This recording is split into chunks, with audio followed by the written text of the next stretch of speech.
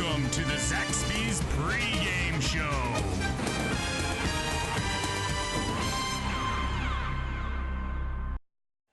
Welcome to the Zaxby's Pregame Show. Southern Lee set to take on the Western Harnett Eagles.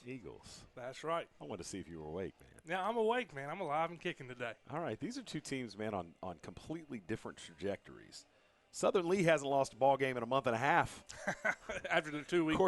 Of course, they're only 2-3, and, you know, it's amazing that 100 years of football being played in America, football coaches still have no idea what to do with 2 consecutive weeks off. We're going to see if Ken Neal and his staff have done this effectively. This is the rare bird at any level of football, Pee-wee through the NFL. You just don't get 2 weeks off in a row. Southern, of course, had their bye week scheduled, but then had the cancellation with Virginia Central. They tried everything. I heard 15 different rumors about different schools they were trying to schedule and ultimately could not make it work. So 2 weeks off consecutively. They had won 3 games coming in after starting, you know, badly, frankly. A bad 0-2. 3 straight. The offense got straight. The only issue we've got tonight, other than the fact they haven't played in 2 weeks, is that Thomas Harrington, senior quarterback, out for what looks like the season with a wrist injury. So DeAndre McAllister, the quarterback of the future, gets his shot tonight to be that guy moving forward for the Cavaliers. Now, I got to be honest with you, Nate. I'm more scared of DeAndre McAllister running this triple option from a running standpoint than just about anybody else on that football squad could scare me. The question's going to be, does he have the ability to take the top off a defense like Thomas could do? Because that triple option will lull you asleep, creep up to that line of scrimmage, and then boom, you got 2 Division I caliber receivers in Tanoa Lockley and Elijah Fox out wide. They can go get it. Absolutely.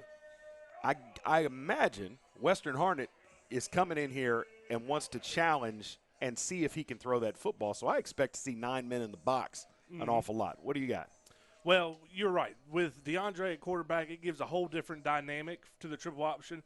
When I was coaching, if I had a quarterback like Thomas running, that's who I wanted to keep the ball. I was sending a guy automatically to the dive back and to the pitch guy, and I'm making Thomas beat me.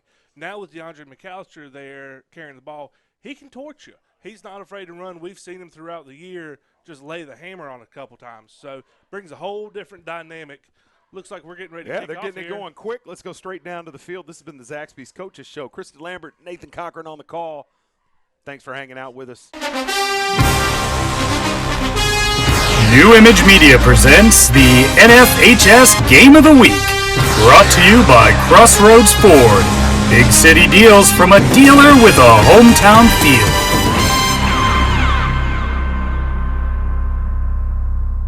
It's my favorite time of the year.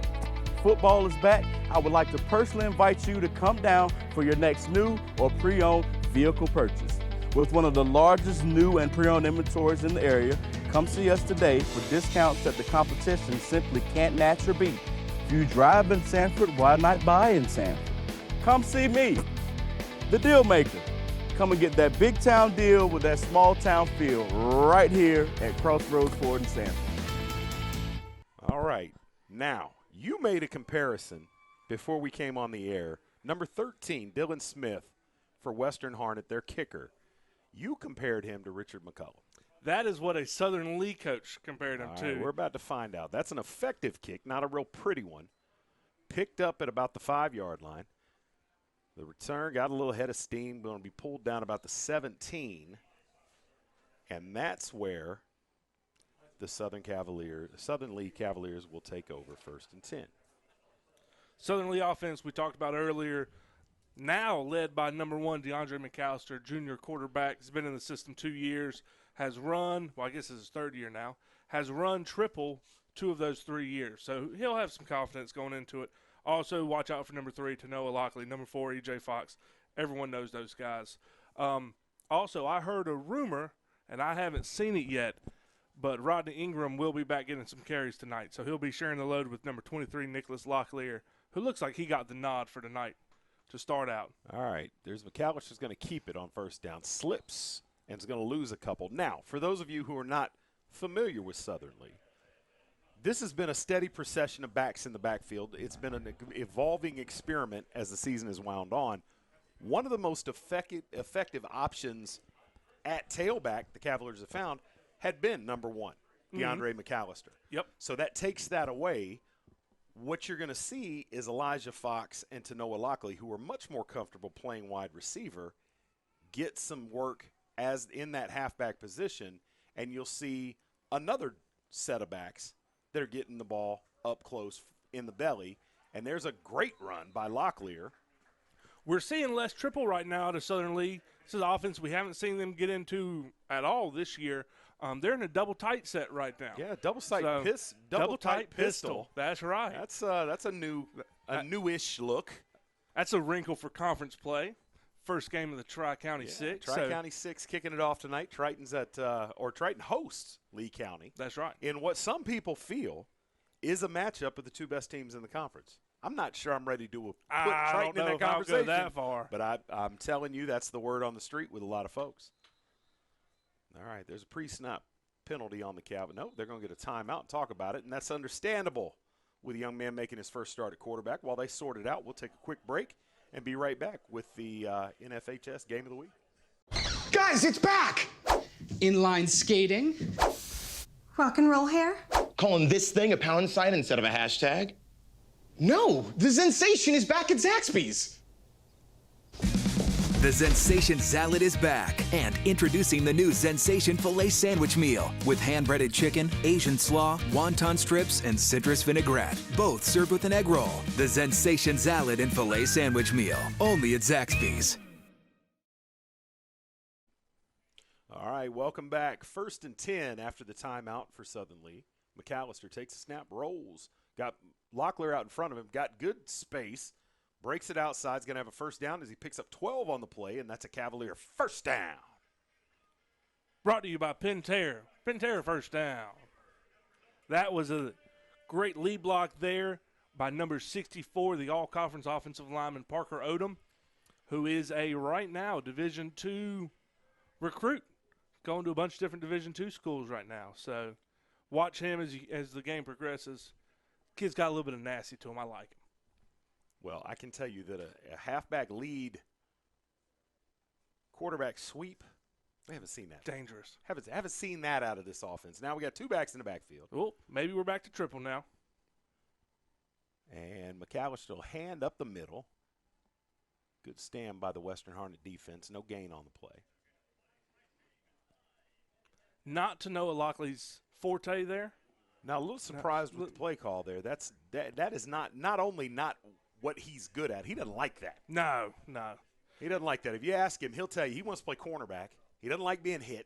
No. And, he'll play wide receiver because he can outrun people. He'll play running back because he can juke people. But you run him at people, he doesn't care for that He does not like between the tackles at all. Those small guys, they never do. Is that Cedric Douglas in at the up back position? No, that is Rodney Ingram. This will be the first time we've seen him this year. And Locklear, plenty of space. He's out. And he's got gone. Oh, you almost had the early call. Nick Locklear, touchdown Cavaliers. Beautiful, just that simple. We were just talking about how Rodney was looking a little big there. Boy, he laid a block on a linebacker, and Nick Locklear was gone. So I question your journalistic integrity. We weren't talking. I was thinking. Rodney Ingram not looking a little big. Okay, well, he's looking a lot of big. Well, hey, come on now. Don't hate on the kid. No, sir. No, sir. I can't wait to see them run that belly play with him. Oh, he's going to crush somebody. I can't wait for it. All right, here's the extra point. He crushed that linebacker. 9:14 left in the first quarter. Daniel Pisano on for the extra point. Hold is down. Kick is up. Nice high spinner. And that'll be 7-0 Cavaliers. We'll take a quick break. You're watching the NFHS Game of the Week brought to you by Crossroads Ford of Sanford. It's game day at Classic Nissan. The starting lineup. Your captains on offense, number 5, Holden Cruz. And number 10, Jasmine Dole. Your captains on defense, number 55, Wesley Tater Womack. Number 7, Steve Dandridge. Whether you're a Yellow Jacket or a Cavalier, everybody gets a classic deal. For sales, service, or parts, visit us at ClassicNissanSanford.com or in person on Highway 87, right across from Walmart in Sanford.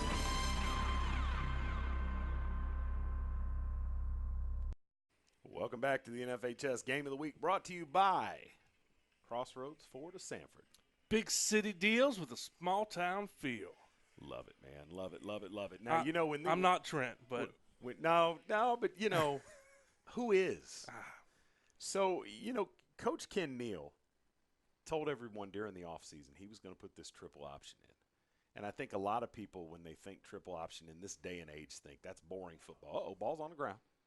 Scooped up and got the sideline. And in the end, this is going to end up good for Western Harnett. They'll take over at the 37-yard line and come out on offense for the first time tonight.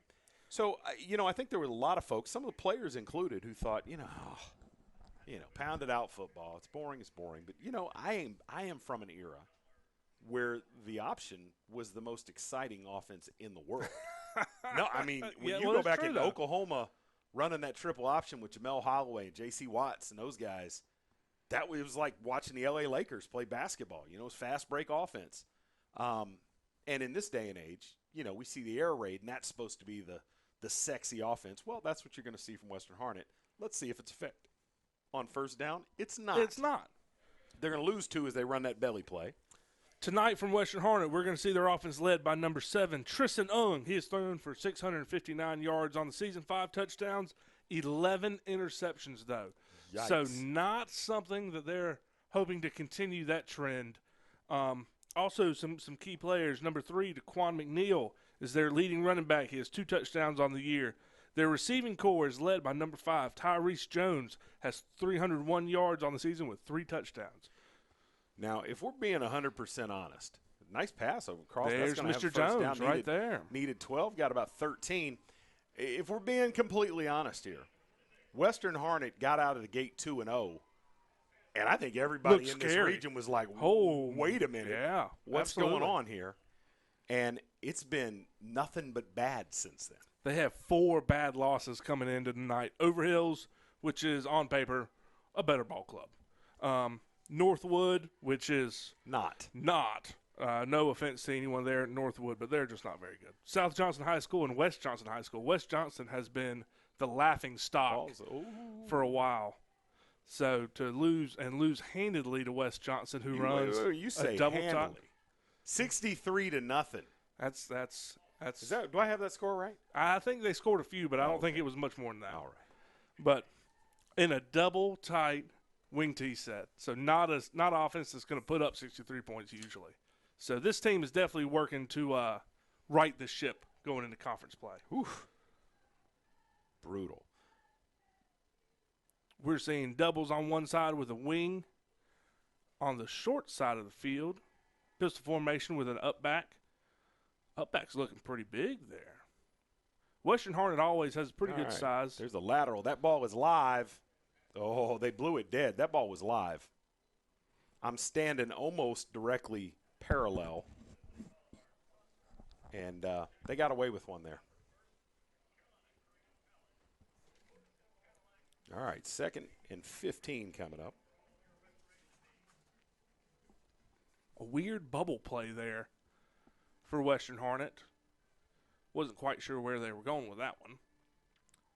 Coach getting in. Western Harnett led by Coach Blake Culbertson. Hasn't been there too long. They've had a string of new coaches, so we wish the best to Coach Culbertson. All right, there's a snap from the gun. Fakes, pulls it out, looking again for number 5.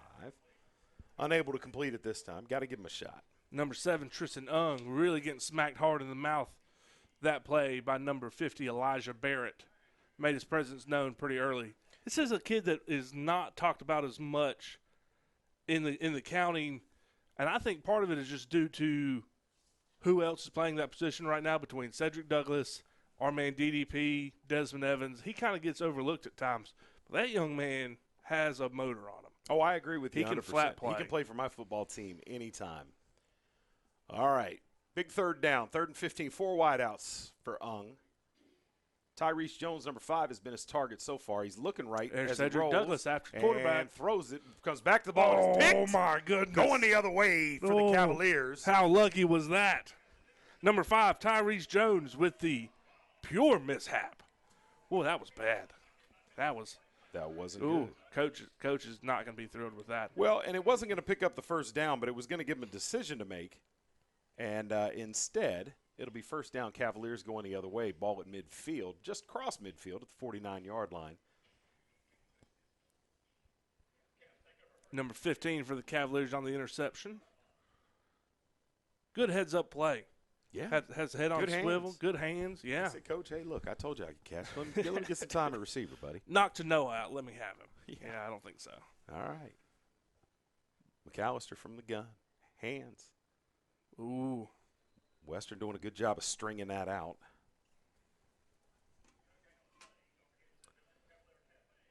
Running back there missed his hole.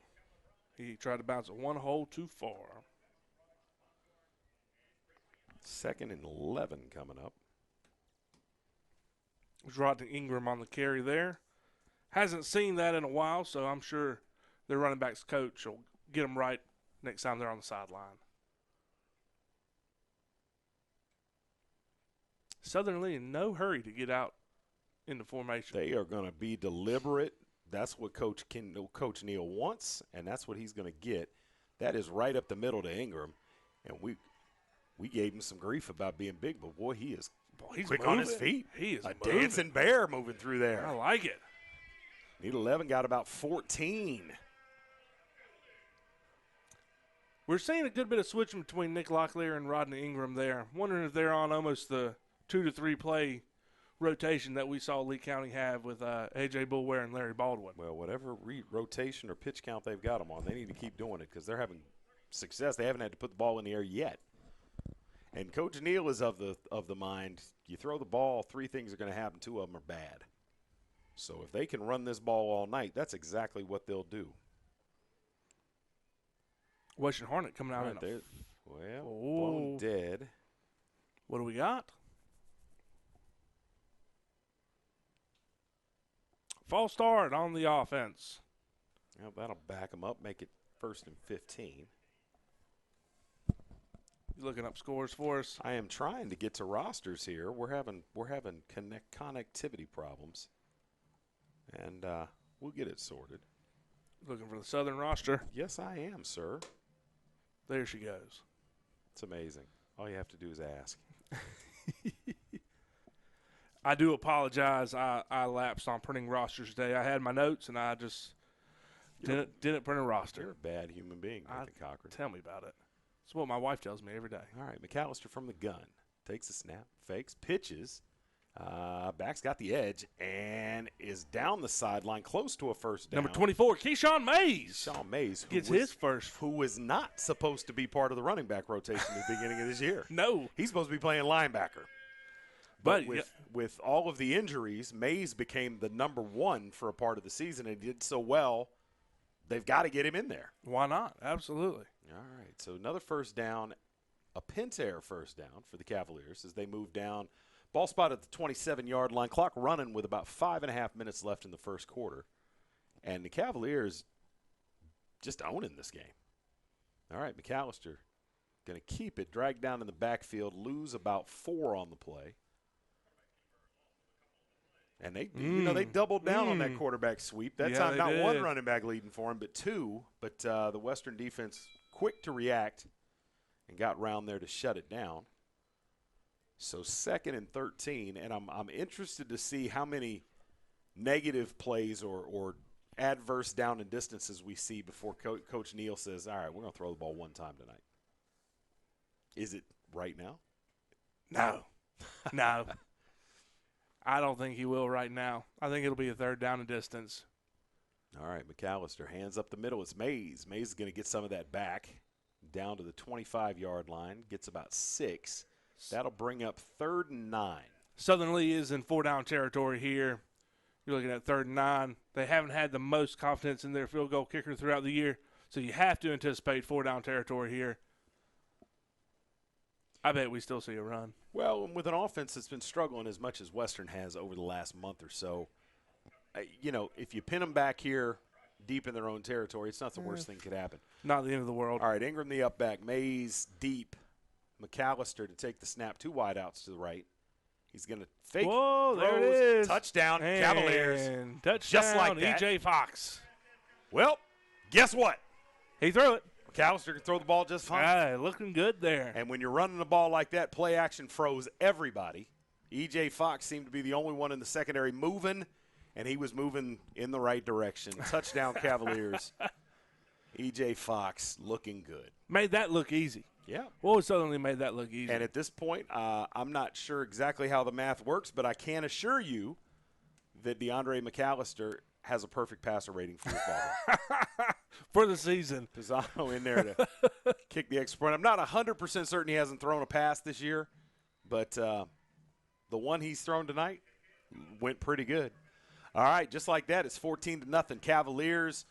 This one could get really ugly. Really quick. Really quickly. We'll take a quick break, be back with the kickoff. You're watching the NFHS Game of the Week. 90 years ago, First Bank was founded. You know First Bank, the one where you are greeted by name, the one dedicated to the community, and the one born in the heart of the Carolinas. We help our customers to realize their dreams by providing financial solutions and building trusted relationships. Hi, I'm David Fashee, and we are First Bank.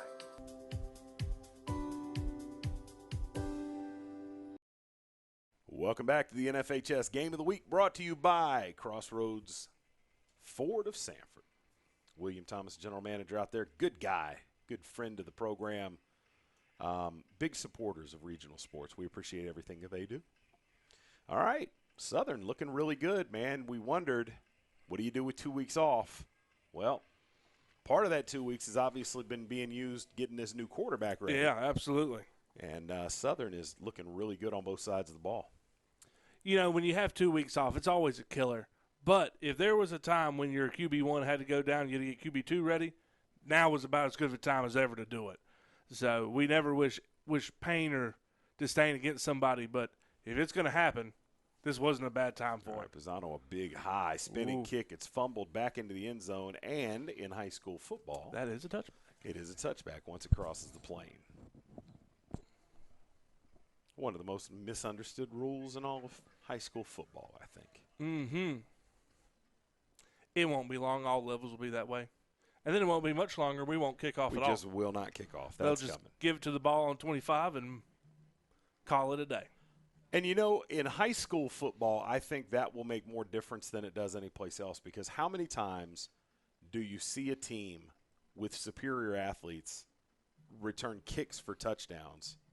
And it's an integral part of the game.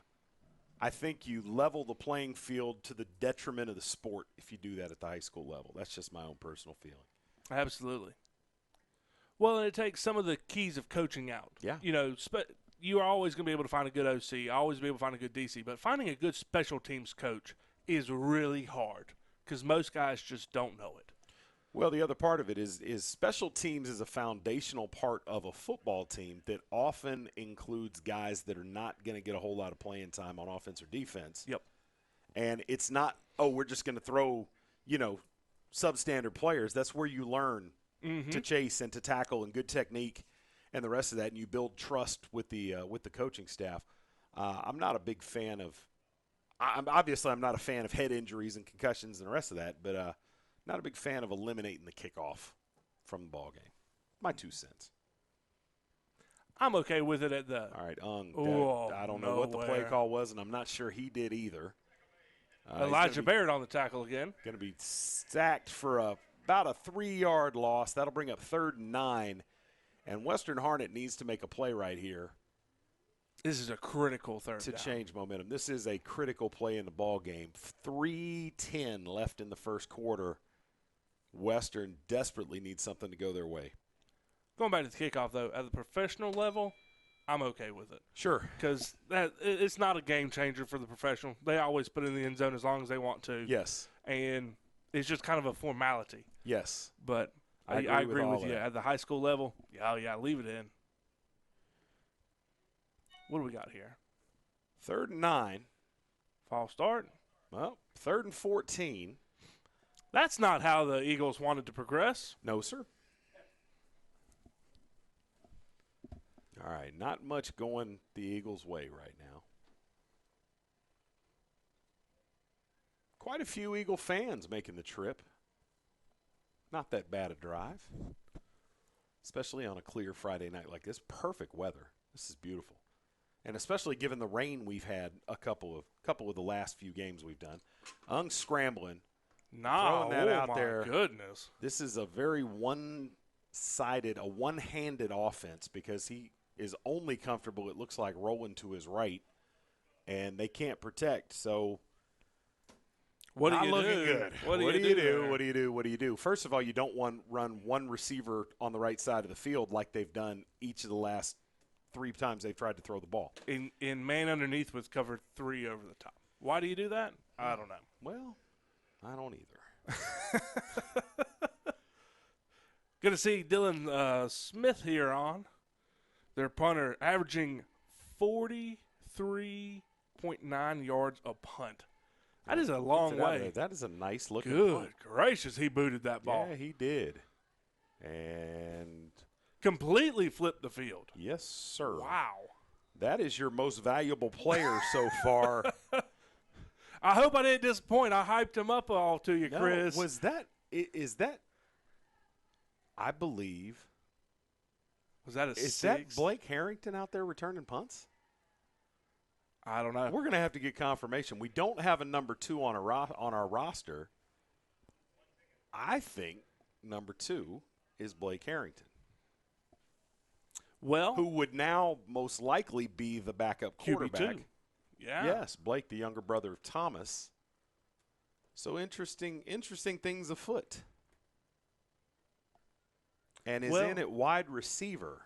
If he's anything like his brother, he has great hands and no foot speed. So, he might be back there catching and just making sure it doesn't take a 15-yard roll like it did there. Well, there's a lot to be said for that. All right, Ingram with the handoff, going up the middle. Nobody wants to tackle him. He's just dragging folks, and dragging some more folks. Going to kick him out there for a gain of 11. That'll be a Pentair first down for the Cavs. I have a feeling, Chris, that this is going to be a trend for the night.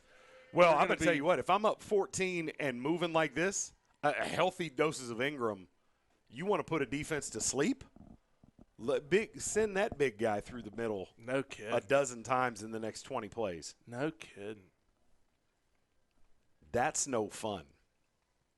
Between him and Nick Locklear, who do you want back there if you're a defense? Well, I mean, neither one of them. Lockley, Fox. You got 5 or 6 guys on this team that can gash you from the running back position, and there's 4 or 5 more. This time it's Mays on the carry. Or nope, that's Locklear. Nope, that's Locklear. Can't tell them apart. They're all just picking up yardage. They're running so fast we can't read numbers. They really are. Well, that orange on gray would seem to be easy to pick up, but for some reason, I don't know. Maybe I'm old, man. I can't see anymore. I broke 30 this week, and my eyesight has just Congratulations, dropped. sir. Congratulations. Just dropped really quick. Congratulations. I went to Readers in the last year. And, we're going to have to go to progressives or bifocals very quickly. Oh, man. All right, another timeout for the Cavaliers. About the only thing that's gone wrong for them so far today. We'll take a quick break. We'll be back with more of the NFHS Game of the Week brought to you by Crossroads Ford of Sanford. With every weekend on the go, we never know where we're going to end up. That's why we got the Ford Explorer. You get the feel of a car with the room and space of an SUV, which is all a bonus. Trips to the mountains, trips to the river. Soccer games, baseball games, anywhere. Big Bear. After 13, 14 years of having a Toyota, I'm not going back.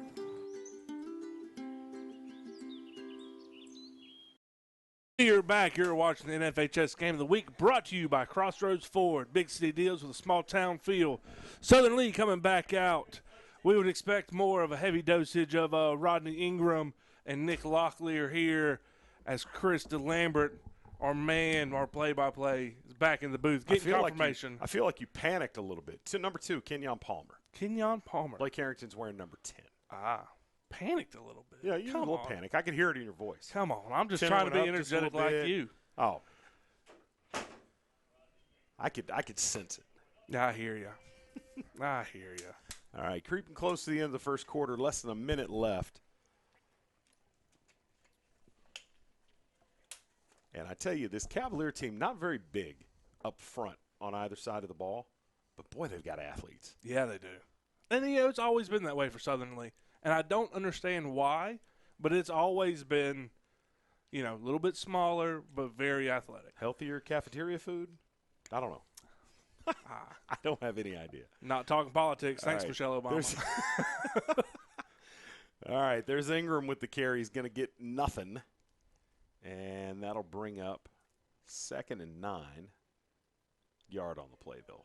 Give him a kind spot. No, I don't know. It is bizarre. I've been involved with both programs now for 7 or 8 years, and, yeah. All of the bigger kids in the county end up at Lee County on that football team. And Southern ends up trying to out-scheme you with athletes. Sometimes they're successful. Sometimes they're not. Yes, sir. Past couple of years, not so much. All right, that is going to be the end of the first quarter. All Southern Lee up 14-0 and driving. Any thoughts before we go to break? Southern Lee completely dominating this game on both sides of the ball. Western Harnett, 1 first down, a lot more backwards than forwards. Southern Lee having their way. So that's it. We're going to run out of stuff to talk about. All right. We'll be back with the second quarter. You're watching the NFHS Game of the Week.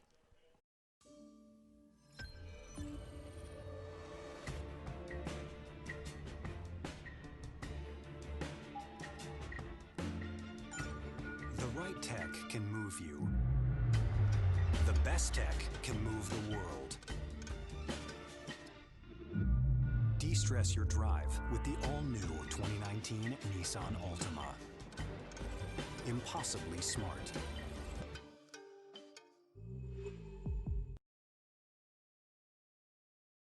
All right, welcome back to the NFHS Game of the Week, brought to you by Crossroads Ford of Sanford. You were supposed to hit me with a big city deals. Big city deals with a hometown feel. And if you keep doing it like that, you're going to mess around and do a television commercial for Crossroads Ford before it's all said and done. Hey, I am available. Hey, all right. I'm always available. All right. All right, here we go. Field is flipped. Southern Lee in the gray, moving left to right. 2nd and 9 here. McAllister fakes and bad decision. Probably should have just gave it. Yeah. Probably should have just handed it up the middle, but that's a learned skill. 3rd and long coming up. Southern only put the ball in the air once, and it went for about a 25-yard touchdown pass. McAllister to Elijah Fox, who checks in the game on cue. Appreciate that, Coach Neal.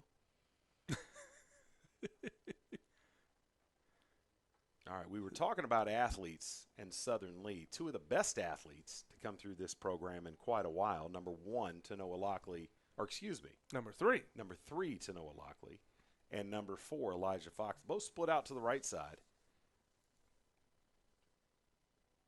There's the fake. Slant is thrown. Lockley makes a man miss, makes another man miss. And it's going to be about a yard short of the first down. We do have a flag on the play. Yeah, we do. Back at the line of scrimmage, which is bad news for the Cavaliers. Maybe a hold. Let's see this Zebra crew in no rush to get down here and relay the penalty. No, not at all. Oh, boy, these guys just keep right on going.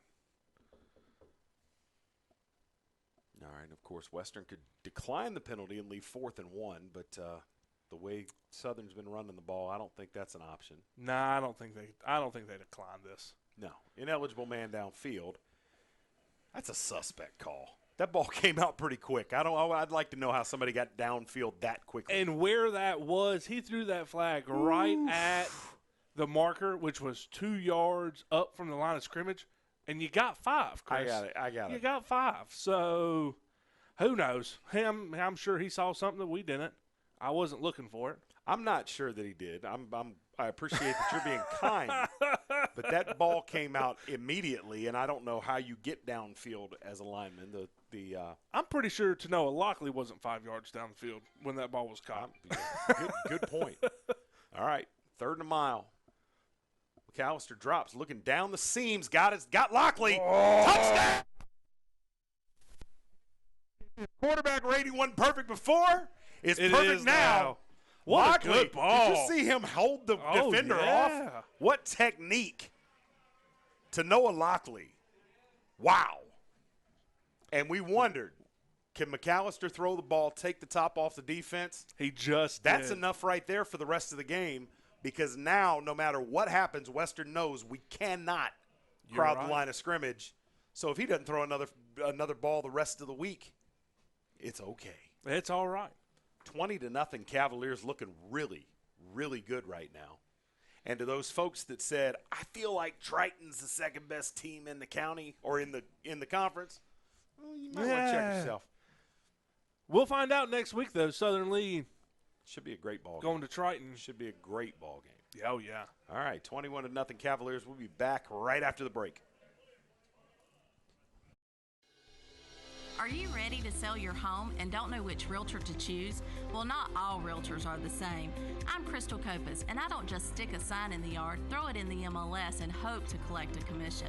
I provide a customized marketing plan that includes professional staging, photography, videography, and drone at no cost to you. Contact me, Crystal Copas, with RE/MAX Real Estate Service, and let's get your house sold. 919-356-5402 or visit me at crystalcopas.com.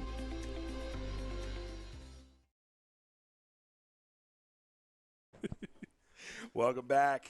The NFHS Game of the Week. Southern Lee Cavaliers all over the Western Harnett Eagles, 21-0.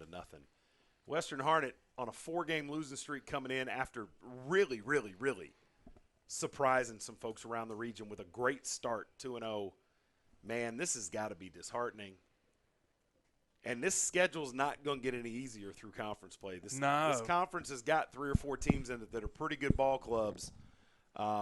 Union Pines has a winning record. They're doing Harnett their Central has a very good record. Harnett Central, we're going to see how big that is. This will be the best Harnett Central Go get that ball, Western boys. Harnett game in a long time. Uh-oh. Whoa. Uh-oh, got one man to beat and beat him. And is finally going to be corralled at the 40-yard line after a big return. So a cute little spinning kickoff blows up in the faces of the Cavaliers. Good field position for the Eagles. 41-yard line going the other way. But my point was Triton is no slouch. No, not at all. Union Pines play some good football. And, of course, you've got that behemoth cross town from here. Buddy, if you can't stop the run better than this, it could be a long season. It could get real long for Western Harnett Eagles. Well, you've real got two quick. of the, you know, just with Union Pines and Lee County, you had 2 of the best backs in the state with Tyreek McCoy down at Union Pines and A.J. Bullware across town at Lee County. See, I'm still not sold on Mr. McCoy yet. I haven't laid eyes on him. I don't want to pass judgment until I lay eyes. He's been banged up thus far. Wow. Southern playing downhill right now. Wow. Number 12 on the tackle there, Big West Kid. Getting aggressive. I love it. West Kid is one of the – you can tell, and none of the coaches down there for Southern Lee will say it, but you can tell that's one of their favorite kids. Came into the program, has put on a lot of weight, has worked and become a starter. Got a great motor.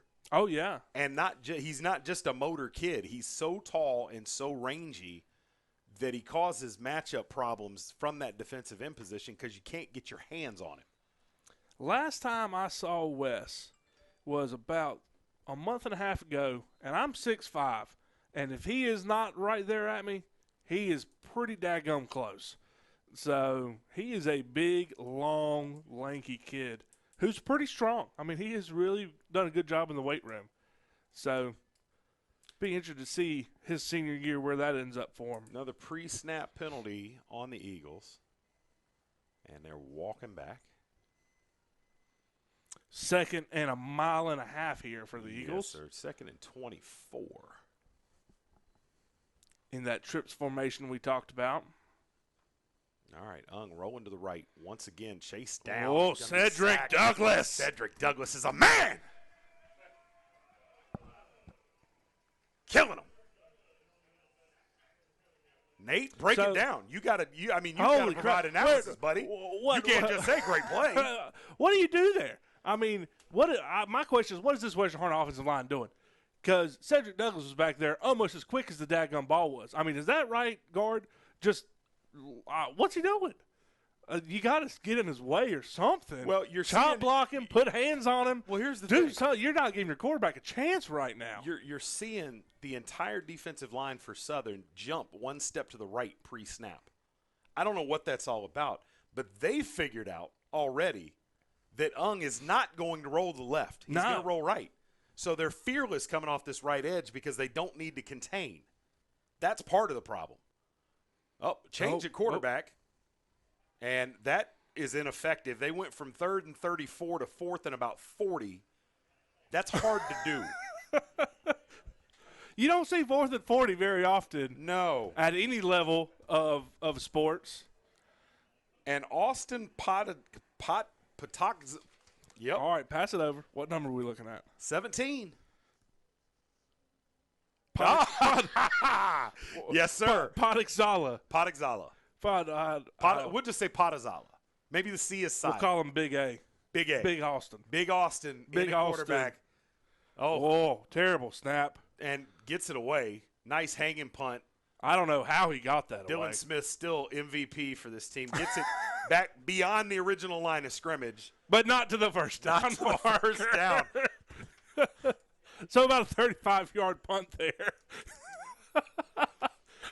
Oh, my gosh. This is going to be a fun one for us tonight. 36-yard line going the other way. 8:13 left in the second quarter. To say this Western Harnett offensive line has to do something. Jump at their legs or something, Chris. I mean, hold. Grab them by the back of the collar. Do something. Hold. There's a reasonable chance that it's not going to get called. All right, DeAndre McAllister from the gun, hands up the belly, and that's Ingram with the carry. He's getting about half of what they need. 2nd and 5 coming up. And if you look at these two front lines of Western Harnett, offense and defensive line, they're not small kids. I mean, you look at big number 72 over there. That is a big boy. Number 50 is not bad size. Wow, what are they doing?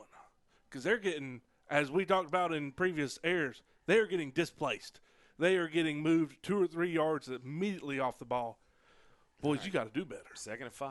McAllister pitches. It's wide. Ooh, what a move by Mays. Mays looking good going down the sideline. Walter Payton style. We do have a flag. It's going to be a hold. I disagree. Put it back in your pocket. Come on, Zebra. Well, they almost had a problem because the chain gang got to moving prematurely. Well, I will say, having been on this field for a while, from the spot it'll still be. You're right. The crown, you cannot see it. The crown, you can't see that flag from where they're standing. So, of course, the crown not as dramatic as the other field here in Lee County. Oh gosh, cartoonish. Oh gosh, yeah. You can sled down that hill. A light person. You actually probably can. All right. So a net loss of 1 on the play after the penalty would be 2nd and 6. Really dangerous, but nice run by Mays there as he fumbled the ball and ended up with it out in one hand. I'm sure that when the coaches see tape of that, that'll be a talking point. Mays going left this time. Picked up the first down. Different direction, same results. Going to get 10 on the play. First down, Cavaliers. Ball's placed at the 48. Clock not an issue yet. 7:20 left in the second quarter. And it hasn't mattered who has run the football so far. No. Well, we talked about this line of Southern Lee is completely displacing Western Harnett, and we don't – going into the season, we didn't expect that from Southern Lee because they're not overly big. But, boy, they're making Western Harnett look bad right now. All right. From the far hash, McAllister. Hands, late decision on that, and Ingram's going to be dropped for no gain. 2nd and 10 coming up. Well, this team, out of necessity, because of all the injuries, was doing a lot with Lockley and Fox at that tailback position. When you're running the ball this effectively, you don't have to do that, which is awesome because then you can line those guys up at wide receiver where they are truly, truly dangerous. And, of course, you don't want to take too much away from what they do on defense because, as I tell anybody to listen, that's the best tandem of corners in the conference and has got to be among the best tandem of corners in the state. All right, here's the pitch to Mays. Mays with a head of steam. Nobody wants to tackle him.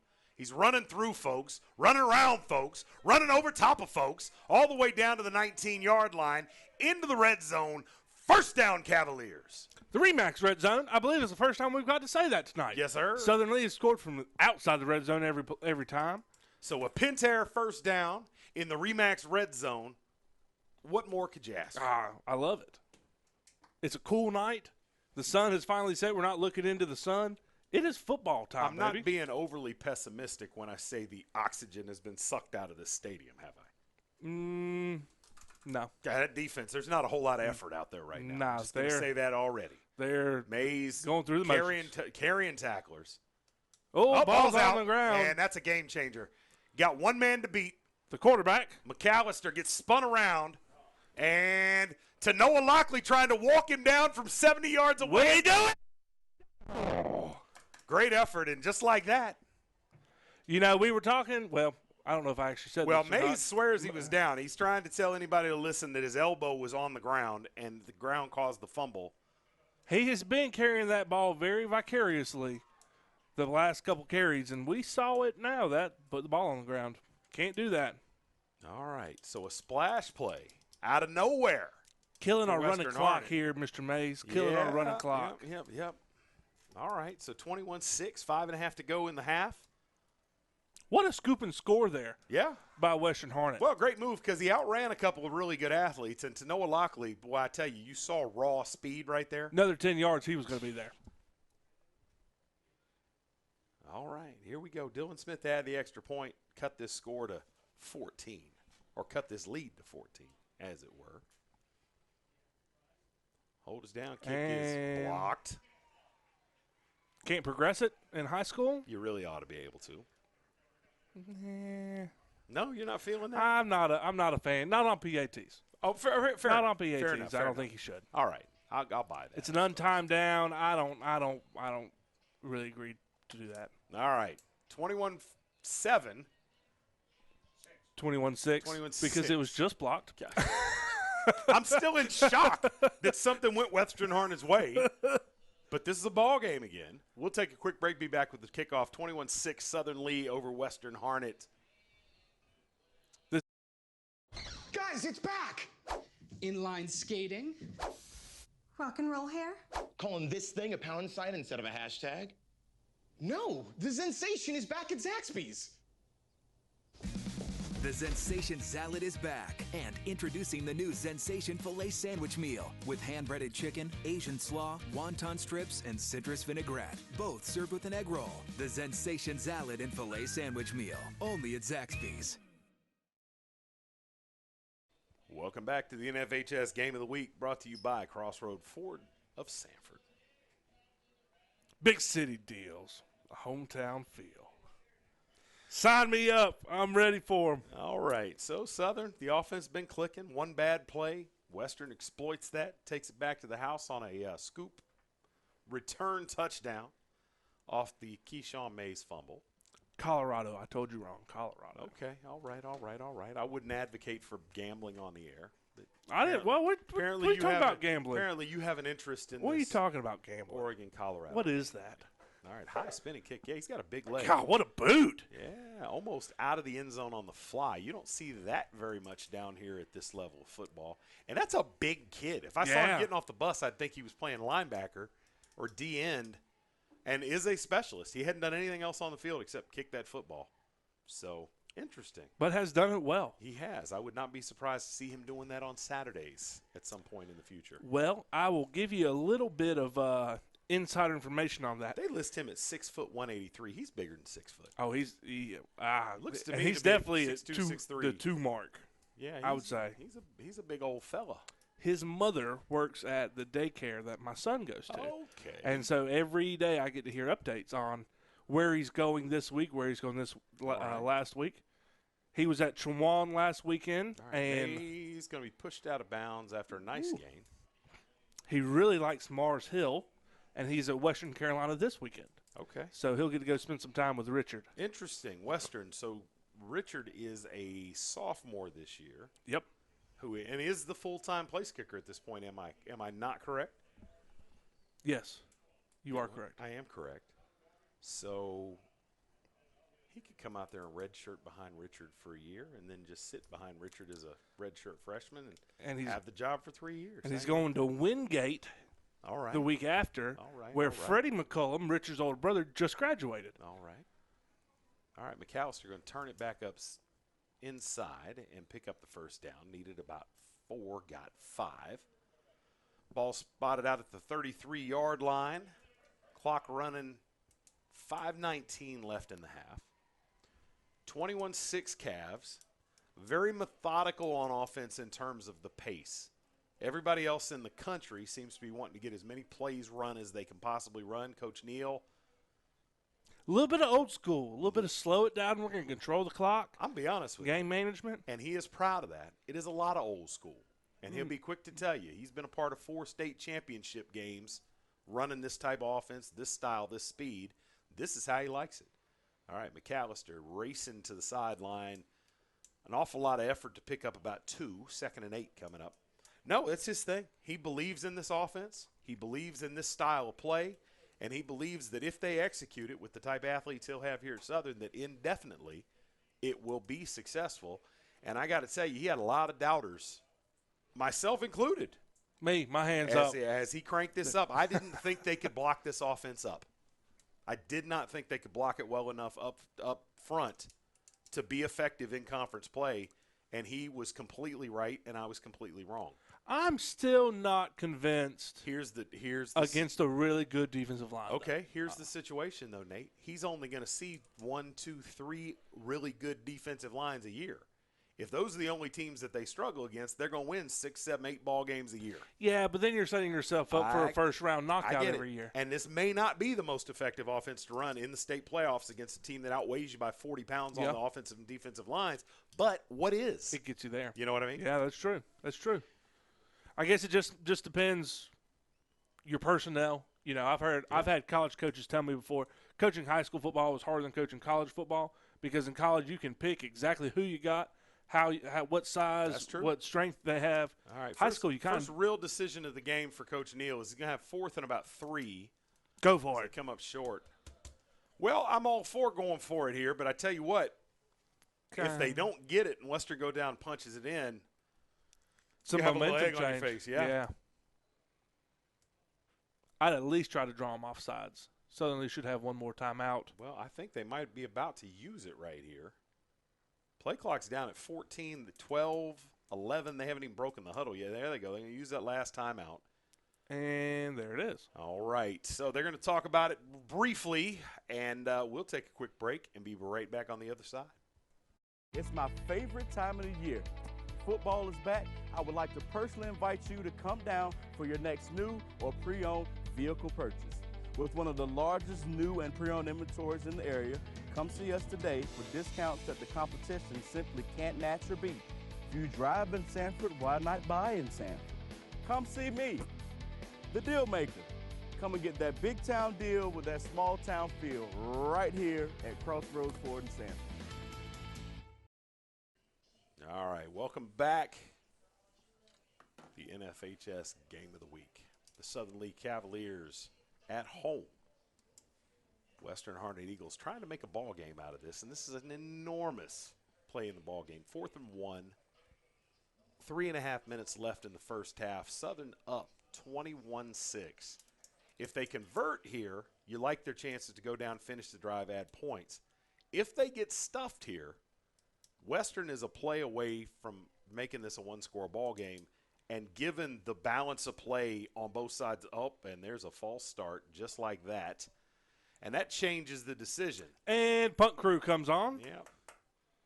Well, and kind of got baited into that by the defensive lineman who jumped straight up in the air, but didn't come into the neutral zone. So the flag is on the offense, and somebody's going to get chastised for that. I missed who it was. Did you pick out a number? I did not. Oh. They're down that 3-point stance, and it's hard to tell sometimes. If I could figure out who's being hollered at right now on the sideline, that'd probably be a pretty good indicator. All right. 3.5 minutes to go. Clock stop. Punt crew on for Southern. High snap. And no pressure at all applied by Western. Daniel Pisano on the kick. And the punt is going to get a great Southern Lee roll down inside the 15, down to the 14 with 3:16 to go. And the Western offense coming out here trying to cut this lead in half. Wow. 5 minutes ago, who would have thought that was possible? Not I. All right, let's see if Ung is back in there at quarterback. There was a change as Austin P. came into the game. Big Austin. Big Austin. And who is it? Who's it going to be? And I'm not seeing anyone get in the quarterback position. It must be a third quarterback. This is number 2 in at quarterback. Mishael Vines. Mr. Vines, a junior wide receiver, defensive back turned quarterback. All right, here they go. They're going to run the read option. That ball almost came out, and if that's how they're going to run that read option, they probably don't want to. Probably should stop. Kaleem Moore on the carry, and it was a bad exchange. He lost a yard. Lucky that ball didn't come out. So where that went wrong, Chris, that running back has to take a false step before he turns into the quarterback there to give quarterback time to get the ball, handle it, and take a look. He just went straight for the quarterback, and it was not the best snap in the world. All right, so here we go. a lot of from the incorrect gun. there. Dropping, looking to throw. Pressure, hangs it up there. That's going to be picked. Oh, you jinxed him. You jinxed him.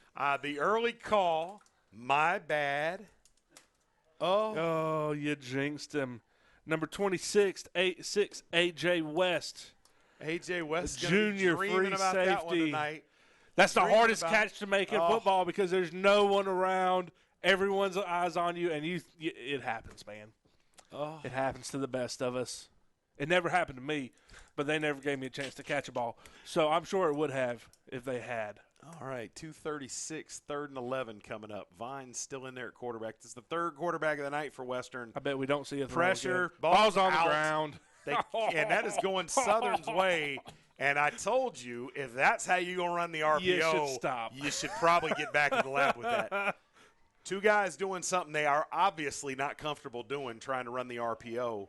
And you know what? They may be strong enough athletes that with a little bit of work, they can make that happen. But they're not there right now. They're not there now. Not with a live defense led by Cedric Douglas in their face.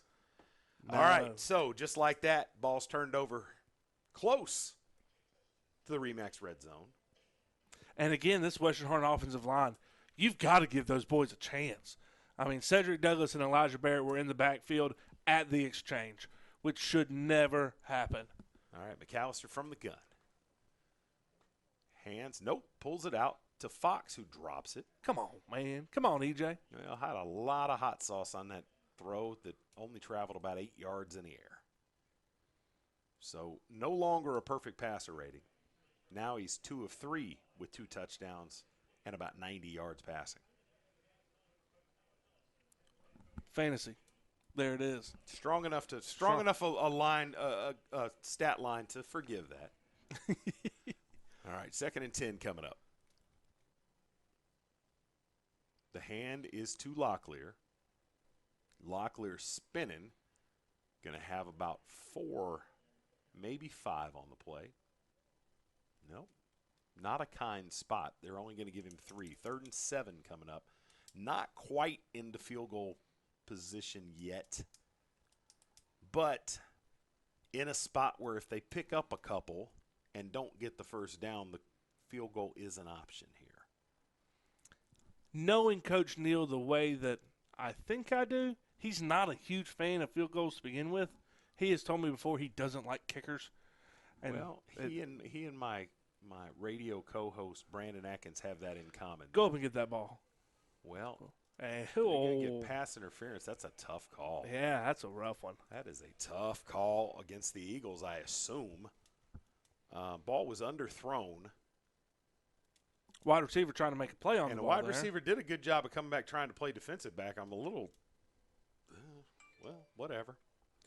If you're a Cavalier fan, you'll take it, but I'm not sure I'm a fan of the call. You, Nate, what do you think? Yeah, if anything, that has to be offensive pass interference, but I think you leave that flag in the pocket. You know, that's kind of one of those 50-50. Both guys are grabbing. Both guys are being a little physical on. I think you leave it in your pocket. Let the boys play. The other piece of it, too, that I don't like, and, of course, the officials can't get into the business of deciding what's good and what's bad. You're rewarding a badly thrown ball. Yeah. So there you go. It's a bailout call for the Cavs, but they'll take it, and that'll give them first and goal inside the RE/MAX red zone at the 9-yard line, looking to stretch this lead back to 3 touchdowns again. All right, Rodney or Nick, who gets it? I give it to Rodney. I'm going to give it to Rodney 3 straight times right up the gut. There he goes. There's one. And he's not going to need it 3 times. And plow through people. Just run it over, folks. Right on into the end zone. Rodney Ingram, touchdown, Cavaliers. That safety from Western Harnett wanted no part of Mr. Rodney Ingram. I think he fell down before Rodney got to him. 27-6 is the score. Pisano wanted to add the extra point, stretch this thing out to 28-6. The Cavalier cheerleaders running in circles with the flags. Everybody's happy. Good night here at Cavalier Stadium. Good night, and I got to give credit to the Harnett County folks. Western Harnett, still folks filing in over there on the other side of the field for a 2-4 team. That's impressive. I'm digging it. All right, kick is up, kick is good. Lead is 28-6. 1:33 left in the half. We'll take a quick break. Be back with the conclusion of the first half. It's game day at Classic Nissan. The starting lineup. Your captains on offense, number 5, Holden Cruz. And number 10, Jasmine Dole. Your captains on defense, number 55, Wesley Tater Womack. Number 7, Steve Dandrin. Whether you're a Yellow Jacket or a Cavalier, everybody gets a classic deal. For sales, service, or parts, visit us at ClassicNissanSanford.com or in person on Highway 87, right across from Walmart in Sanford.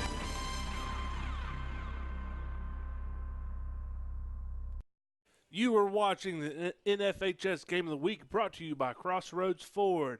Big city deals with a small town feel. We're here at Cavalier Stadium. 1:33 left in the first half. Cavaliers up 28-6. Chris Delambert's fiddling with the window. It's a good thing he's going to be a lawyer, not a construction guy. No. Got to get some fresh air in here, man.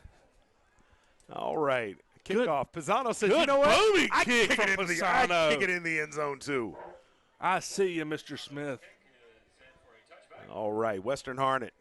Just time enough to put a drive together here if everything goes well for them. Down 28-6. They'll have a minute 33 and a full complement of timeouts. I don't think they burnt one yet, have they, Nate? I don't think they have. All right. Of course, they're going to have to pass block just a little bit. The question is, if you're Western Harnett, do you just run the ball and knowing Southern doesn't have timeouts, try to get a halftime before? No. What they're going to do is go 4 wide with Vines, who's the third quarterback, in there to throw this thing around. This could be an adventure. That is 5 wide, Chris. 5 wide, he says. Okay. 3 on the right. And away we go. And here we are. Vines under pressure. A nice quarterback draw. That was by design. Stacked up. Stuffed after a short game. He's going to get 3. Trevor Schwab on the tackle there. And I thought it was an interesting decision to throw out of 5 wide, but that wasn't ever going to happen. Nope. So a score that we've all been waiting and dying to hear. Everyone talked about Triton. Here we go. Lee County up in the second quarter, 29-0. Yeah, well. There. All right. There it is. There's that second best in the conference. Getting bamboozled at the moment. Vines looking at the wristband. 5 wide again. You can only get away with that quarterback draw once. He's under pressure. Dumps it off. Nice middle screen. Ow! You gotta get that done. Vines' eyes, big as pie plates as the pass rush was there almost immediately. I'm pretty sure Mr. Vines there shot-putted that ball. That was the right call against what was coming. You just got to execute. Yeah. And almost kicked up into the air and picked off. And now you got a problem because if you get an incompletion here, you got 46 seconds left on the ball. Southern love to have one more crack at it. All right, Vines from the gun, 5 wide. Needs 6 to keep the drive alive. Southern creeping up, man, across the board, giving no respect. There's the run. Jet action. That's going nowhere. Luckily for Western, Southern Lee is out of timeout, so this is going to run that clock down. They're going to get to halftime. Can you see a difference? I think we're there. I think they're going to get to halftime without having to punt this ball, and that's probably the best case. The universe looking out for them. All right, 4th down. They're going to let this clock run to double zeros, or maybe they'll try to throw something, run something cute with a second or so left. Doesn't look like it. No. 15 seconds counting down. They haven't cleared the field yet. Vines taking his chin strap down. He's walking off. A lot of dejected ball players in red and white. Not the case with these Southern Lee Cavaliers. Big 28-6 lead going into halftime.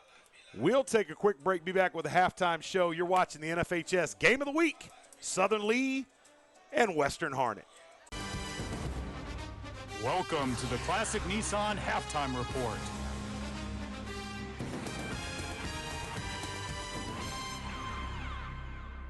All right, welcome back. The NFHS Game of the Week. Who's our halftime sponsor? Classic Nissan halftime show. Nothing beats a classic deal. All right, a couple questions coming in for Southern Lee. Both of them answered in the affirmative. First of all, Coach Neal said 2 weeks? Ha! No problem. Getting the second quarterback ready? Can he throw it over the top? Yes, sir. That's all we needed to know. That's right. This Southern Lee team right here that I'm watching could beat anybody in this conference on any given night. There's at least one squad they're going to have to play a pretty perfect game against. But as far as I'm concerned, this team in gray and orange right now, second best team in the conference. No disrespect to Triton or Union Pines or anybody, but Lee County is down there handling Triton right now. That's just how it is. That's the hierarchy in the Tri-County 6. It has been since the formation. Yes. And it will continue. It does seem to appear so far. Yes. So we are 1/2 into conference play. And you know, to anybody in the county that was panicking after 2 weeks with Southern Lee and their slow start, relax. Coach Neal's got it under control. These kids are running. They're having fun. You can see 100% buy-in on this offense. Nothing but good things ahead. This is a lot of fun tonight. Were it not for one questionable fumble scoop return for a touchdown, it would have been completely all Southern Lee. Instead, it's 28-6. Western, man, can't get out of their own way. Pre-snap penalties are not doing themselves any favors. They are playing a one-handed offense that doesn't seem to have any chance of success. They're going to have to change things dramatically to even sustain a drive because right now everything is being flushed to the right. They're sending one receiver in that direction. Not a recipe for success. I'm looking at their doubles formations, their trips formations, and even their 5 wide there, and you have so many opportunities with your receiving core to run different levels. You know, you've got a short game, you've got a mid game that's at the 8 to 12 range, and you've got a deep game that's in that 14 to 18 range. And we're not seeing any progression of levels there. We're seeing no route tree. It's almost like backyard football. Oh, let's just run out there and see what happens. Well, and the other thing, it's funny because, you know, just like everybody else in the world, they're trying to run their air raid offense. Ung looks like he can throw the ball a little bit. They've got some athletes at receivers, but they're not running any of the staples of that air raid offense. Where is the tunnel screen? I haven't seen one yet. We've seen a bubble. We've seen one bubble, and we saw one middle screen. Where's tunnel screen? Where's tunnel? I don't know. I don't either. I don't know. Anyway, hopefully this game, for the sake of our viewers and for our mental health, gets a little bit better. This has been the Classic Nissan Halftime Show. I'm Chris Delambert. This is Nathan Cochrane. Thanks. We'll be back with the second half after the bands get done doing their thing. It's game day at Classic Nissan. The starting lineup. Your captains on offense, number 5, Holden Cruz. And number 10, Jasmine Dole. Your captains on defense, number 55, Wesley Tater Womack. Number 7, Steve Dandrin.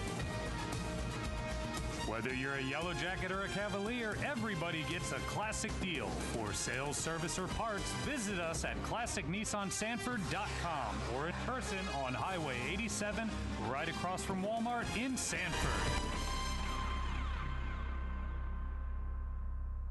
Been having a whole lot of fun doing this. Interesting formation here. Got a man goes behind him in motion, and ball was out again. Good job of corralling it by the back. That's 3 times they've run a belly play. 3 times the ball has not gone between the quarterback and the running back cleanly. They just don't look comfortable doing that. No, Chris. sir. They just don't look comfortable. So it makes you wonder if our man Mr. Ung got injured back in the first half. I don't know why you keep switching quarterbacks except for an injury. I don't know. No word from the sideline. Vines takes a snap, pitches to the right. Play is stacked up and blown up. Mr. John Wilson, sophomore linebacker.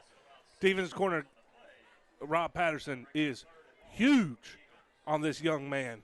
Says his instincts are bar none. So, a little rough at times, but he's a sophomore starting at linebacker position, which for Southern Lee is quite a deal. This has been linebacker hotbed, to say the least. 3rd and 13, it has indeed been a linebacker factory. 3rd and 13 coming up. Western Harnett, Vines from the gun. I sense fear from the Western Harnett sideline. He drops to throw, throws it out across the middle, has a man and a first down. And the ball is out. And Southern Lee has it. And you can't progress. You can't pick it up after you hit the ground, but that'll be Cavalier ball going the other way. Tyrese Jones on the reception. They've been trying to get him the ball all day. Vines makes it. Oh, they're going to call him down. Whoa. Down by contact. All right. All righty then. Not sure on that one. Yeah. Needed 13, got about 15 first down Eagles, and they will maintain possession. Western Harnett really showing no deep threat. Southern Lee sitting back at 8 yards off the ball, kind of giving them the slant route. And that's the only real thing we've seen from Western Harnett, and they've completed it a few times. Yeah, Vines look good on that one. One back in the backfield with him this time, 4 wideouts. There's the snap. Hands in the belly, not clean again, going to lose 2. Big number 50, Elijah Barrett, in on the tackle again tonight. Every single time they do that, that ball almost comes out. They've had one hit the ground, but that's got to be causing panic over on that sideline. As a coach, you have to be nervous every time you call a play like that. But on a game like this where nothing else has really worked, practice something, I guess. 2nd and 12. Is this the second first down we've seen from Western Harnett tonight? Think so. Whoa. Vines takes a snap. Hands inside. It's a clean exchange. Good push from the Western Harnett Eagles offensive line there. Gets back to the original line of scrimmage. It'll be 3rd and 10. Check a slant play again. I'm calling trips to the wide side, slant backside. I'm going to tell you, Nate, I know Rob won't do it, but if I was Rob Patterson right now, I think I would go Madden right here and go put 2 defenders on Tyrese Jones at the top of the screen like it was a punt return team and he was the gunner. He's looking that way. Double off. formation. Now I got the little dump off screen. What Good a play tackle by in the Nick defensive Locklear. backfield. Nick Locklear showing he can do it on both sides of the ball. Wraps that up. Big decision coming for Western Harnett now. 4th and 7, just across midfield. You know Dylan Smith can kick it out of the back of the end zone. Maybe he can drop it in there and pin him inside the 5, but they're not going to do either. They're going to keep the offense on the field. 4th and 7 coming. And Southern had the punt return team out there. Probably ought to get a timeout here. They got defenders running all over the place. Neutral and then zone. they jump into the neutral zone. That was bad. Bad all the way around, and it's going to bring up 4th and 2 now as they bail Western out a little bit. West Kidd jumping into the neutral zone there. Yeah, a lot of motion, a lot of guys moving around as they came out in punt return. and elected not to burn a timeout. Probably would like to have that back. But 4th and 2 coming up here. Offense on the field for Western Harnett. The problem you've got here is they have not run the ball effectively at all tonight, Nate. So you can run the ball here. Looking at a two-back set here. Into a defense that's expecting it. You've got 8 guys in the box here, and they jumped again. Wow. Whoa. Coach Ken Neal. You cannot let them have that. Someone needs to check his blood pressure right now. He is popping a gasket. I'm hearing a knock on the door. Oh. Look who it is. Wow. We have a visitor in the box. We do. Quarterback Thomas Harrington has arrived on the TV crew. Rocking some specialized medical gear.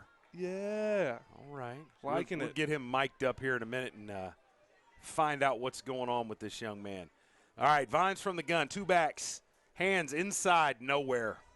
Handoff to number 44, Quintez Bradshaw. I guess they're taking a book out of Rodney Ingram's playbook there. He is 6'0", 215 pounds. Maybe they're looking for a bruiser as well, Chris. All right, 2nd and 11 coming up.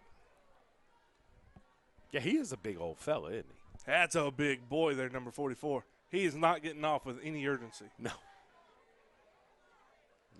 here we go. 2nd and 11. Vine's still in there, quarterback. 1 back in, 4 wide for the Eagles. Trips to the wide side.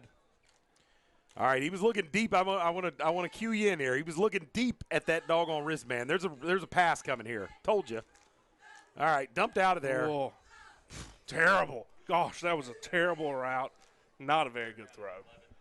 You're being a little critical tonight, Nate. I got to say. I mean, this is their third first down, so. Well, pitchers tip their pitches sometimes. When the quarterback's looking at their wristband that long, that's something we haven't seen before, and it probably doesn't involve the run because there's only so many things you can do out of a one-back gun set like this. So, well, and out of air raid, you usually see RPO where quarterbacks reading and pulling. They did it again. Come on now. 3rd and Douglas. 6. Thomas, talking to that thing, you got us? Do you got me? We got you there. Got you. All right, Thomas. Tell us what happened, brother. All right, so about a month ago, I think it was on August 30th, we played Pinecrest away, and I was rolling out to my left side, and I threw it, and a guy knocked me down, and so natural instincts kicked in and tried to catch myself. So when I went to go catch myself, thought it was a sprain, didn't play the rest of that game, and so after that, just played through it, and that was the crazy part about it. I played all right, Vine's showing some 3 wheels. games and 3 wins for the Cavs, and so after a month goes by, and I'm like, man, this should stop hurting. We shouldn't have this pain should go away, and found out I have a broken scaphoid bone in my right wrist, so I had to have surgery, and so I'm out for 3 to 6 months. So the age-old question. Are you going to be ready for baseball season? Of course. That's the right answer. We're going to make it happen. That's the right answer. All right, we got the punt crew coming on for Western Harnett. We'll pick up this interview with Thomas right after the 4th and 13 Mr. Smith's punt. I want to talk some more about baseball in a minute. Kenyon Palmer back deep for the Cavs.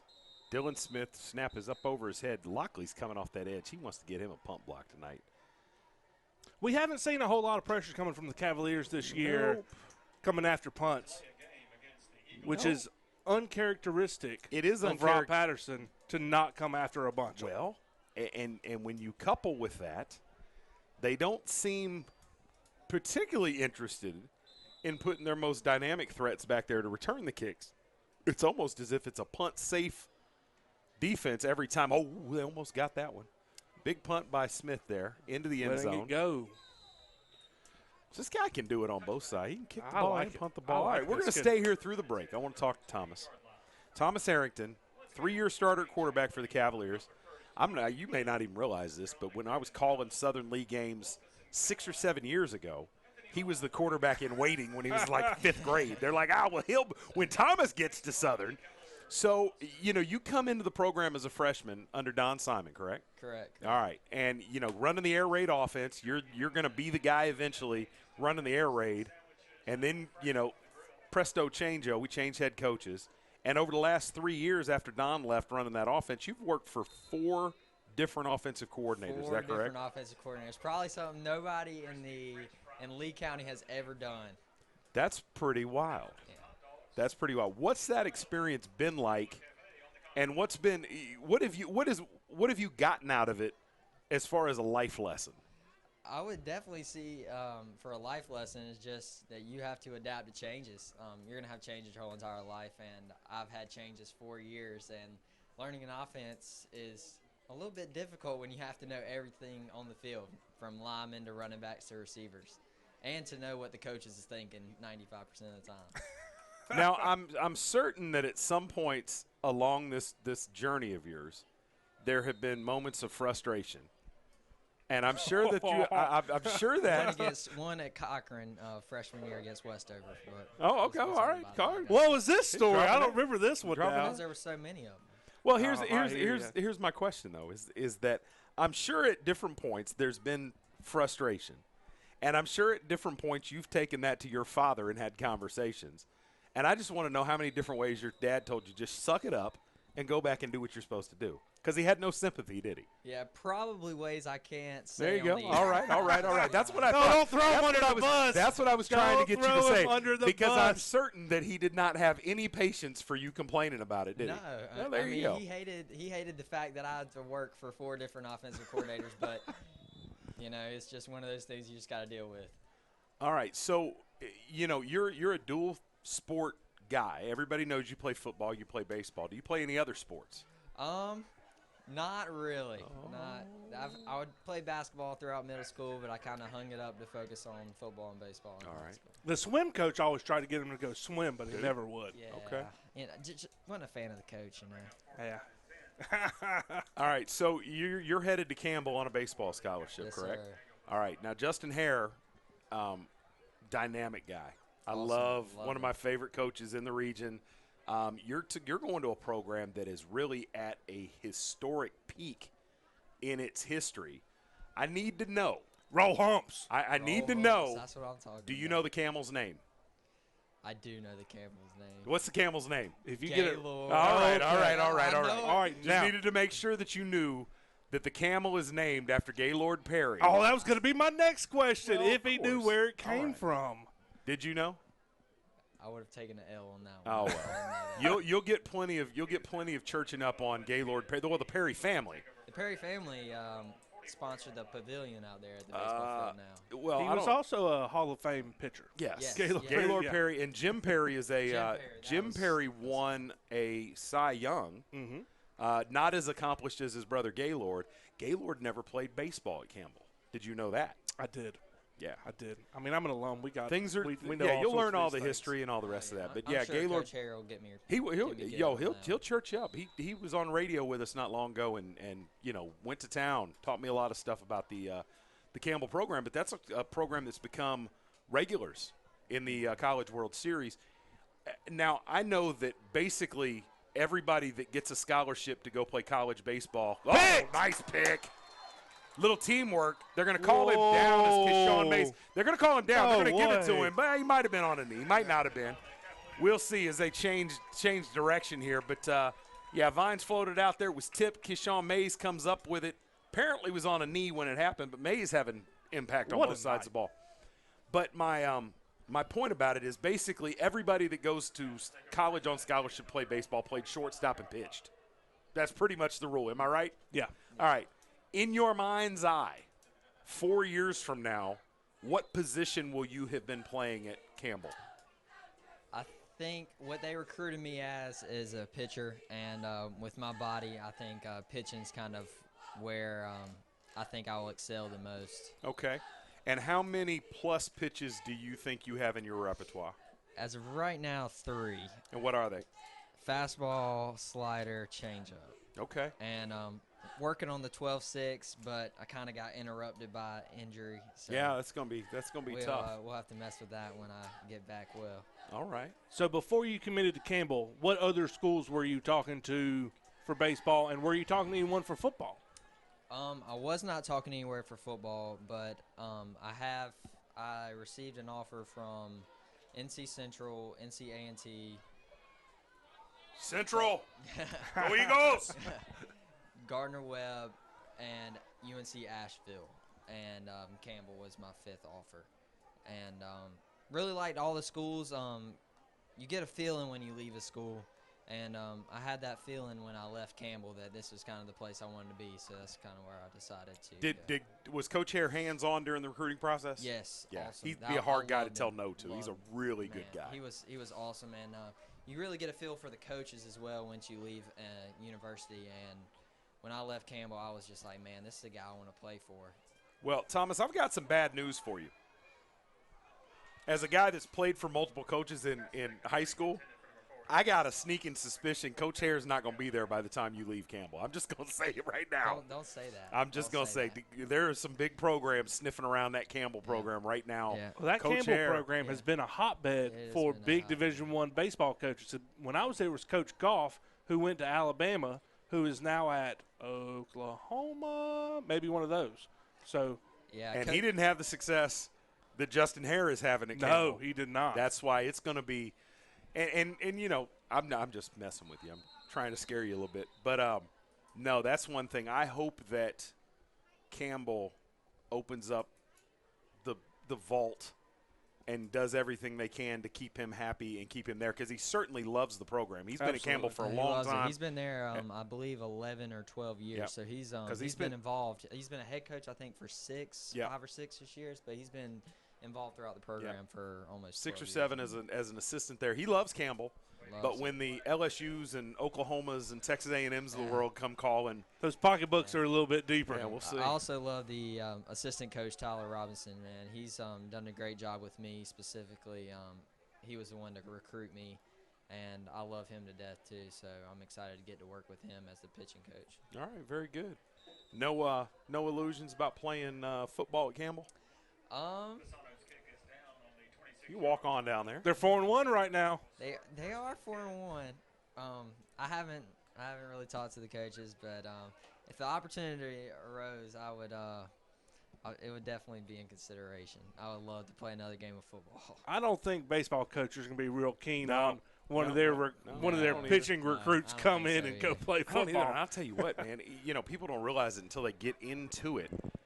Baseball scholarships are a whole lot more difficult to come by than football scholarships. They only get 8. Far, I know. Yes, they only get 8. The baseball scholarships, it's rare to have a guy on full ride, just athletic scholarship. It is. So it's unlike football and basketball. Now I got to ask. There are more Harringtons in the pipeline. 44 of them. Blake is the backup quarterback now with DeAndre McAllister there as the starter now, and they'll be vying for that position for the next couple years. How's Blake games different than yours? Blake is he's definitely have a different personality than me. I'm much more laid back than Blake is. Blake gets a little fiery because he loves it so much. Blake also, he has a very good arm, just like me. He's worked to his strength on the passing game. His feet don't really run that fast, just like me. So somebody in this room earlier said exactly that neither one of y'all were very fast. I'm just wasn't me. We're not very and it fast. Wasn't Win, so you figure out who it was. Yeah, that's another reason I think pitching's probably the way to go. I don't have to run much on pitching. We were talking earlier how DeAndre brings a different dynamic to this offense. Obviously, his arm's not as strong as yours. But I was saying, if I'm game playing against Southern Lee with you at quarterback, I'm making you carry the ball. Right. I'm sending a linebacker directly to the dive guy, directly to the pitch guy, and I'm making you beat me with your feet. And we know that coming in. Yeah, and everyone does. Yeah. With DeAndre back there, he's got – I mean, he can gas you with his feet too. What role have you played since your injury in his development? I mean, are you spending your practices with him on fundamental? What's your daily practice look like? Really and truly, practice with DeAndre. DeAndre, he's a very strong-minded kid, and playing running back is much different than playing quarterback, and really just focusing on the mindset of a quarterback and, encouraging everybody and always being on, each other's butts. And DeAndre's done a good job. He's adapted well. As you can see tonight, the score is 28-6. 28-6. He's thrown for 2 touchdowns. He's obviously done great, and he's adapted well. So now, Birdie told me that you're going to get your first toe wet in coaching. I heard a rumor that you're going to be up in the box for a few games. Is that coming to fruition, or was that little Birdie telling me a falsehood? That is coming to fruition. I've been up there all night just kind of looking and helping Coach Rob out a little bit, helping Philip Chappell up there a little bit just to help bring calls down to Coach Neal. We haven't needed much help tonight, obviously. But all right, Vines, we're on the right side looking for the sideline, dancing, spinning. Stuffed. This third quarter's really been pretty tit for tat. I didn't even know the third quarter was going on. Eagles or Cavaliers. Neither one of them have really looked impressive. Nope. All right, to wrap this up, I'm asking the age-old question, and I'm not going to punch you if you answer wrong. Favorite offensive coordinator to play for? Correct answer here is Ken Neal. Yeah, we'll go Ken Neal. Good call. Good call. Good Good call. call. Good call. So, I would like to invite you over to the coaches show on Monday evening. I have talked to my people at the Rant, and I don't know if you're aware, but we ran a really good, what I thought was a really good interview with A.J. Boulware a couple weeks ago, and some of the things that he's been through this year as a senior. And we were looking for balance for an interview for the Rant so that they could have a – Was Gordon the one on you about the balance? No, I mean, it was something we talked about. Nobody was fussing, but we both agreed we probably need to balance it out a little bit. But given your circumstance and the adversity that you're dealing with now and the fact that, you've got this deal to go to Campbell, what I'd like to do is invite you and your dad out to the coaches show on Monday and afterwards do about 20, 25 minutes that can go into print. Would you be interested in coming out? Oh, yeah, absolutely. All right, absolutely. Cool. I'll see you Monday evening then. You know the deal with the coaches drill. You've been there and picked up hardware before. Back in my non-injured days. In your non-injured days. Yeah. Well, it's funny because – It actually was my injured days, but we just went with it. We just taped it up and went. Well, it probably a good thing that you got it treated the way that you did. You nursing that right shoulder injury right now. My wife is in a sling as well. I feel her pain 100%. Your father knows my wife very well. And yeah, so I'll tell her that you guys are twins. You're connected via the soul. Hopefully your recovery goes quicker than hers because she's been in that sling for a month and still can't move her arm, but whatever. All right, Thomas, we appreciate you coming by. Wish you the best, and I will see you in a couple of days, Monday evening at Zaxby's. You guys everybody come on out and join us at Zaxby's in Sanford for the Zaxby's Coaches Show. Special event this week, Paul B. Gay will be on hand. He and some members of the 1968 Sanford Central State Championship team will be there. Of course, they just installed the bronze bust there at Lee County in his honor, but he'll be on hand to talk to us a little bit. Then, of course, Coach Ken Neal from Southern Lee, Coach Steve Perdue from Lee County, both of them will be there. We'll be awarding Player of the Week trophies, and I would hate to even shudder to think who might even be Player of the Week on either side of the ball for Southern Lee because they need about 50 trophies. That's right. And Lee County, last we checked, they were up 29-0 at halftime against Triton. That should be a happy show for both coaches. And then afterwards, Thomas and I will sit down. Thomas and Tommy. Yeah, I know. All right, so what time's that coach's show Monday? 7 o'clock on Monday. 7 o'clock, 7 p.m. Of course, it goes out live to the world via the NFHS network and then is also posted up on YouTube and is available. So look on that on Facebook. You will see that everywhere.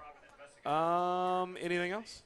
Anything else? We got this? I think that's we it. should actually get back to this broadcast. Yeah, let's finish up this fourth quarter strong and go home. Thomas, appreciate you hanging out with us, and I will see you on Monday evening. Yeah, Thomas, thank you good to guys see for you, buddy. having me. Yes, sir.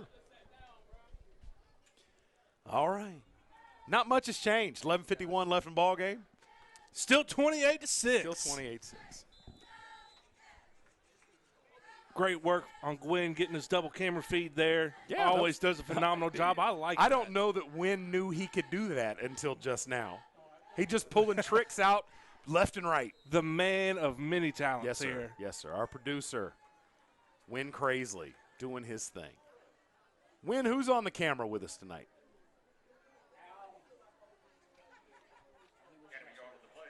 Al.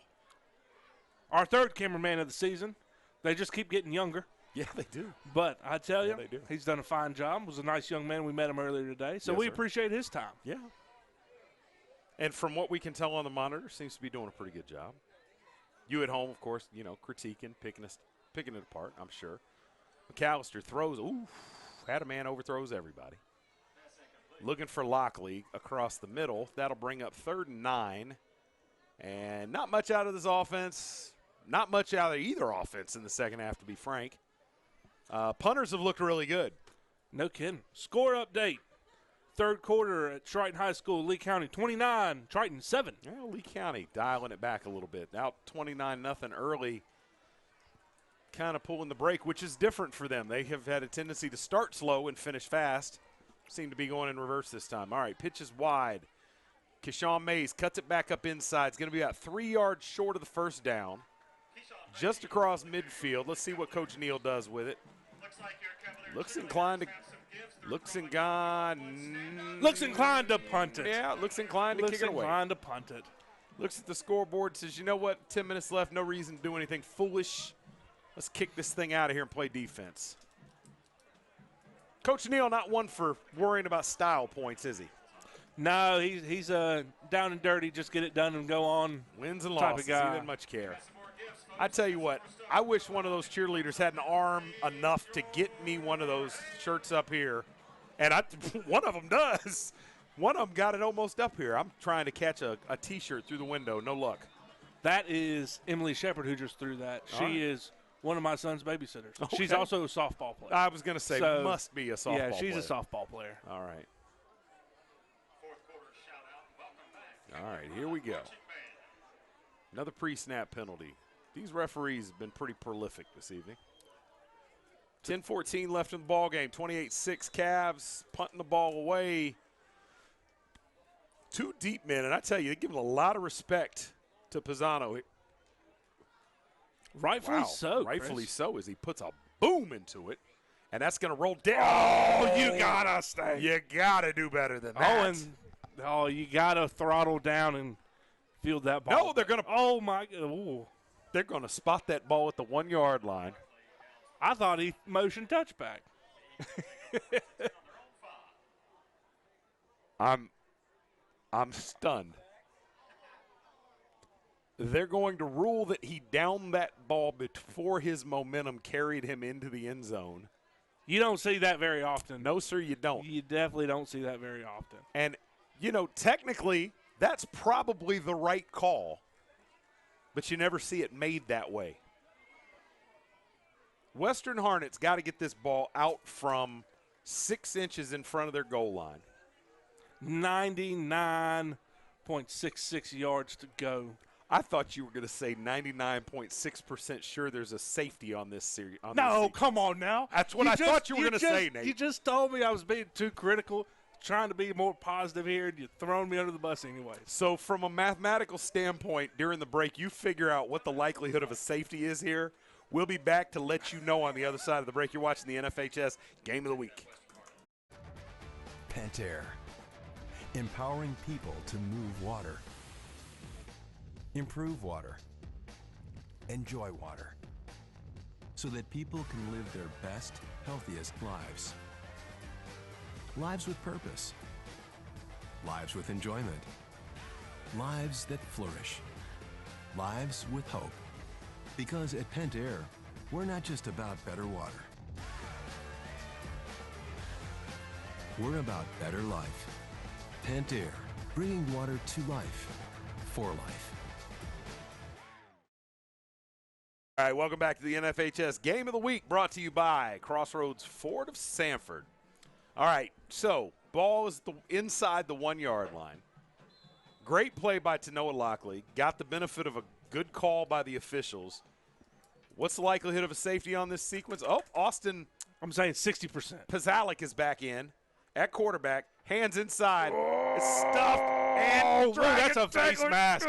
Oh, and they called it. It was 100% a face mask. Down at the 2 yard line. And this is going to get him out from under. Nope, they're calling a hold. They're calling a hold against. They're calling a hold against the defense. No, they're not. No, they're not. It's a face mask. No. Now they go. They're calling a 5 yard face mask. Okay, I'll give it incidental. Still not out of the woods. That's going to mark them out to. They're going to give them the 10 yard line. This whole. Okay. You know what I think the problem there was, Chris? I think we were looking at the 5 yard line. I think it was the goal zone at the goal line, because that goal line is so thin you can't really see it. You know what? That's exactly what happened, Nate. And by the time it's all said and done, they may be back down inside that goal line that you can't see. That's going to be backed up. And you know what? You just said that, and now I finally see, there is a goal line down there. Interesting. I believe Southern Lee High School might need to spend another 6 hours and paint this field. You think? But I will say, with it being October and Breast Cancer Awareness Month, they do have the pink ribbons on both 25s. So bravo to them for that. Bravo. All right. 2nd and 9 coming up. Ball back just outside the 5 yard line, not the goal line.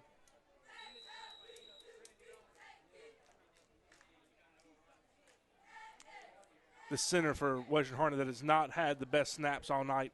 Safety's still in play here. Austin Potazala in at quarterback again. Wide receivers over on the left-hand side talking about it. The officials trying to get it. So everybody's. What are we waiting on here?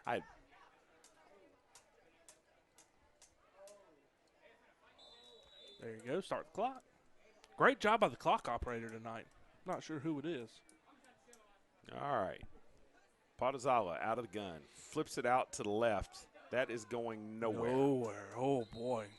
Gang of Cavaliers there back inside the 5? No, just outside the 5. Can't see. There's no lines on that side of the field.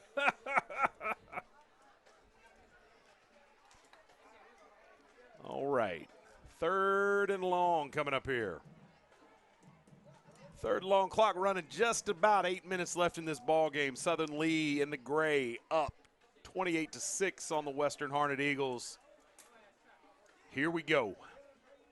Just getting down to last shot time for the Eagles. Trips formation for the Eagles. Potazala from the gun. Takes a snap. Hands, swarm. No, nowhere. And that legitimately has them back in the shadow of their own goalposts. That's at about the 1 yard line. I think, Nate, I'm really. As bad as their long snapper has been today, there's a real shot here. Go get this punt. Go Kaz. send 11. Go get this punt. Send 11. All right, Palmer out as the return man. There's no fake coming. It's 4th and 14 from the 1. Go get that punt, Cavs. Mr. Smith. Where's Lockley at? Lockley's on the top of the screen. He is the end rusher. He's standing up. Doesn't look like he's in a track stance. Here he comes. And it's no. It's on the one. Nope. Touchdown. Seen in my life. So this side judge just called safety. Why? Explain that to me, It can't be a safety. Because Southern Lee recovered. That's a live ball. That should be a touchdown. It is a touchdown. No, it's not a safety. What are we doing here? Wait a minute. Wait, Ken Deal is out there. That's a what touchdown. Are we talking about here? There we go. Here we go comes the. Oh, there we go. This side judge is confused. He doesn't know. It's good to know that at least 3 of the 4 officials know the rules of football. He doesn't know where he's at. Oh. Here we go.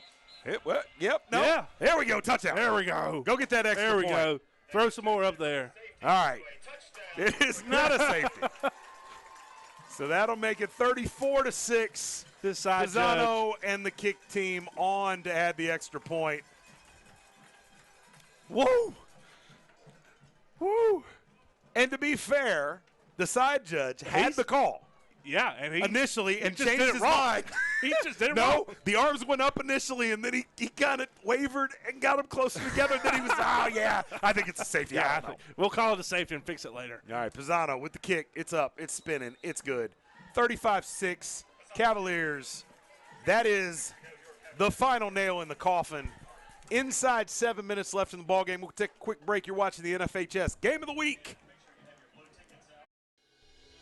Are you ready to sell your home and don't know which realtor to choose? Well, not all realtors are the same. I'm Crystal Copas, and I don't just stick a sign in the yard, throw it in the MLS, and hope to collect a commission. I provide a customized marketing plan that includes professional staging, photography, videography, and drone at no cost to you. Contact me, Crystal Copas, with RE/MAX Real Estate Service, and let's get your house sold. 919-356-5402 or visit me at crystalcopas.com.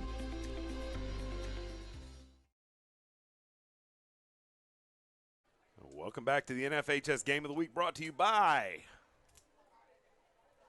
Crossroads Ford. Big city deals with a small town feel. Just want to make sure you were still awake.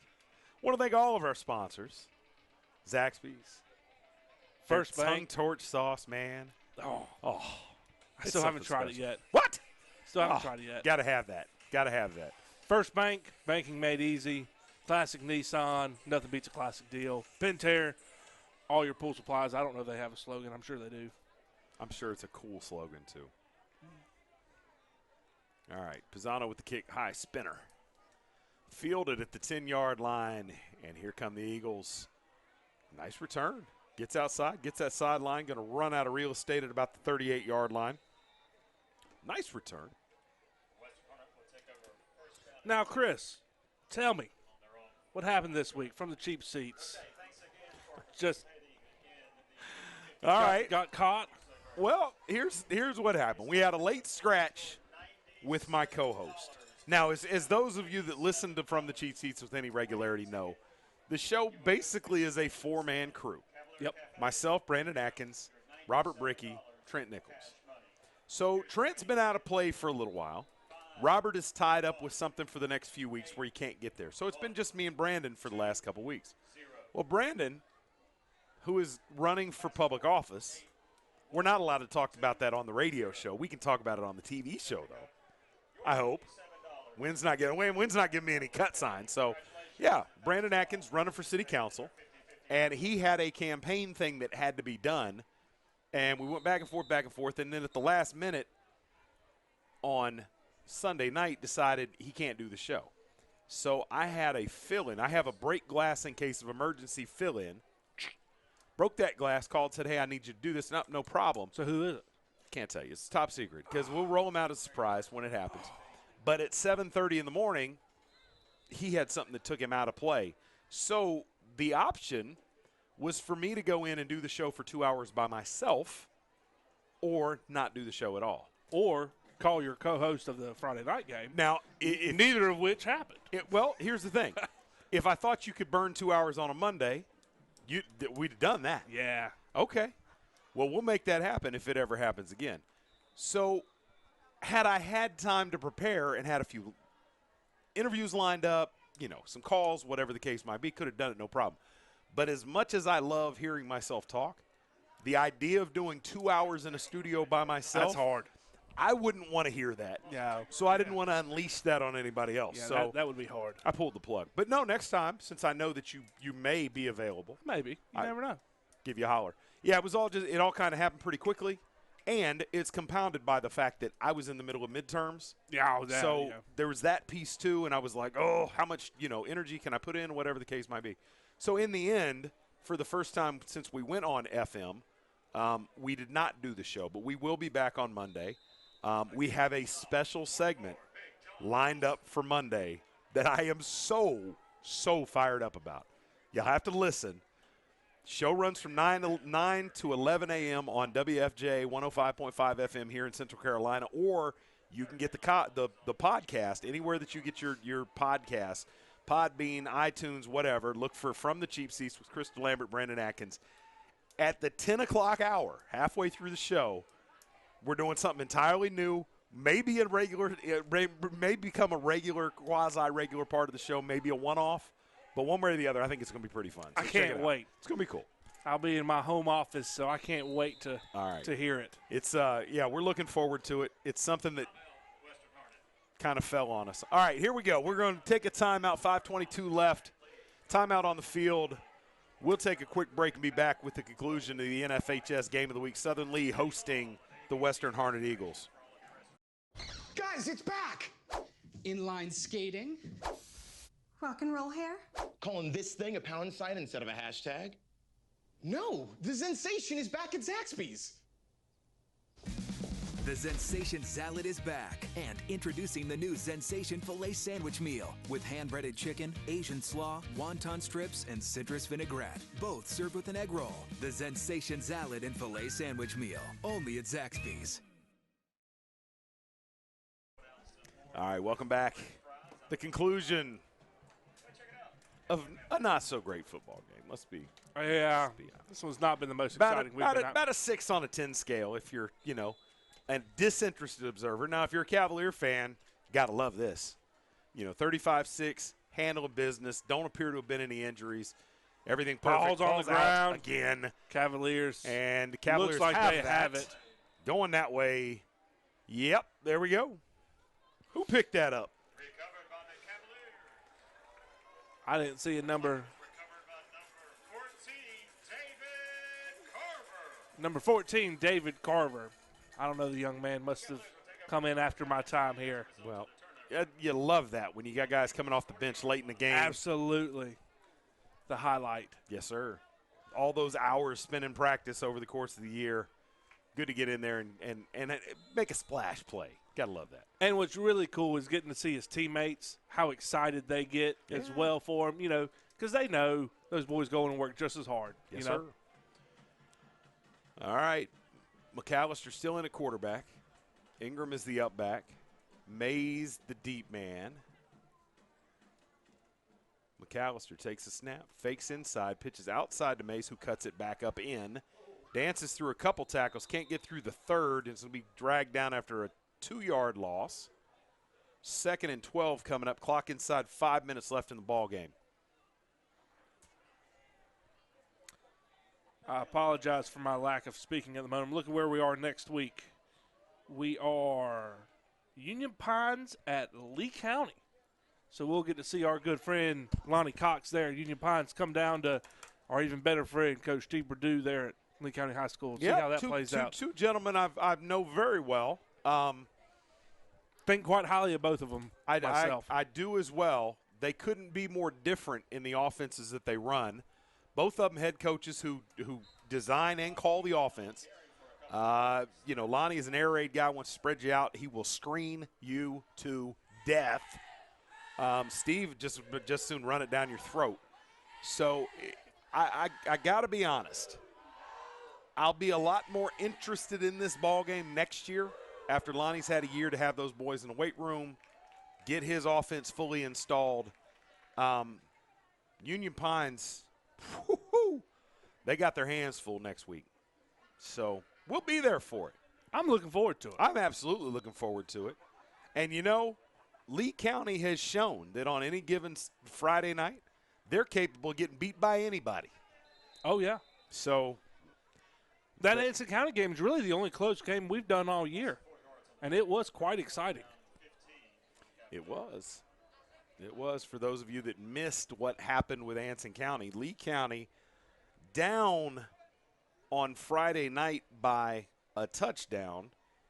Midway, 2/3 of the way through the third quarter, the game was stopped for lightning. They had to resume on Monday, gave up a third touchdown to go down 2 scores to Anson County, and then reeled off 4 touchdowns in 6 minutes to win that ball game going away. But for the first 3 quarters of that game, Anson County owned them. So Union Pines, there's hope. They're going to have to play a very good ball game, and we'll see how it all shakes out. Ball came out there late, but runner was down. Western Harnett, 2:47, playing out the string here. Looks like Vines will be in back at quarterback again. Ung started the game. Got to think there's an injury. We hope he's okay. But Ung was the starter and the established starter coming into this ball game, played most of the first half, and we haven't seen him since. All right, so some scores around the Tri-County 6 Conference. We have hit us with them. Lee County High School up on Triton High School 35-7. And a barn burner. Union Pines at Harnett Central tied up 14-all at halftime was the last live score I could find. All right. So a real barn burner there. That's exciting. That's a big ball game for both of those schools. Absolutely. Harnett Central is definitely up from what they have been in years past. So. Ball's out ball's again. Out. Picked up. Touchdown, Cavs. Number 8. Elijah Donaldson on the scoop and score. More players coming off the bench making impact. And I tell you what, man, get him the ball in his hand more often. You see him kick into the fifth gear? I liked it. Gone. I don't know if he can zigzag, but boy, you get him in a straight line. He can roll. Goodness. Elijah Donaldson. Pisano been perfect for the night so far. Elijah Donaldson has no statistics Yeah, on I'm Max looking Preps. to see. No year. Freshman, sophomore. Don't know. Not on our roster. But he's in our hearts now. Whoa, we got some scrappiness. Uh-oh. Here we go. Boys, this better get under control. You can't get kicked out. 2.5 minutes to go in the ball game. This is not what you want to see. No, and nothing positive can come out of this for the Cavaliers. Western Harnett, understandable that they're frustrated. But Southern Lee's got to be looking ahead, thinking bigger picture here.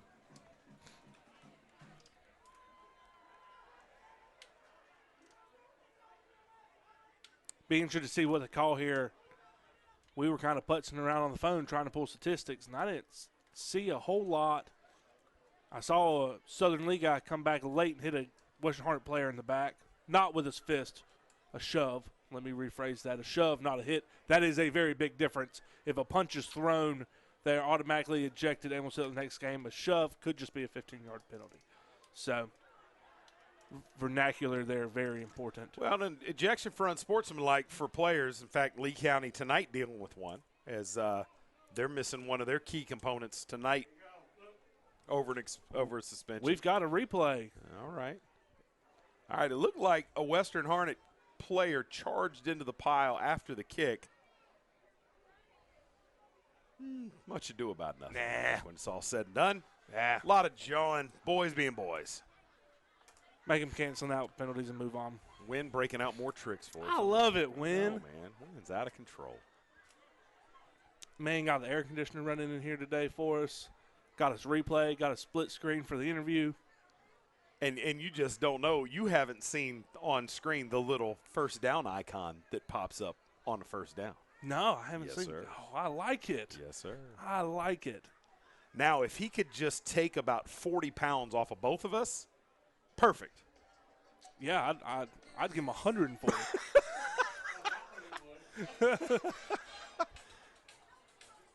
All right. Timeout on the field. Refs trying to sort it out. Both coaches over there meeting with the officials. I don't know what they're talking about. That wasn't really that big a deal. It didn't appear from here. Yeah, but we got refs calling safeties when supposed to be touchdowns. So it could be it could be a huge deal. Could be a nothing.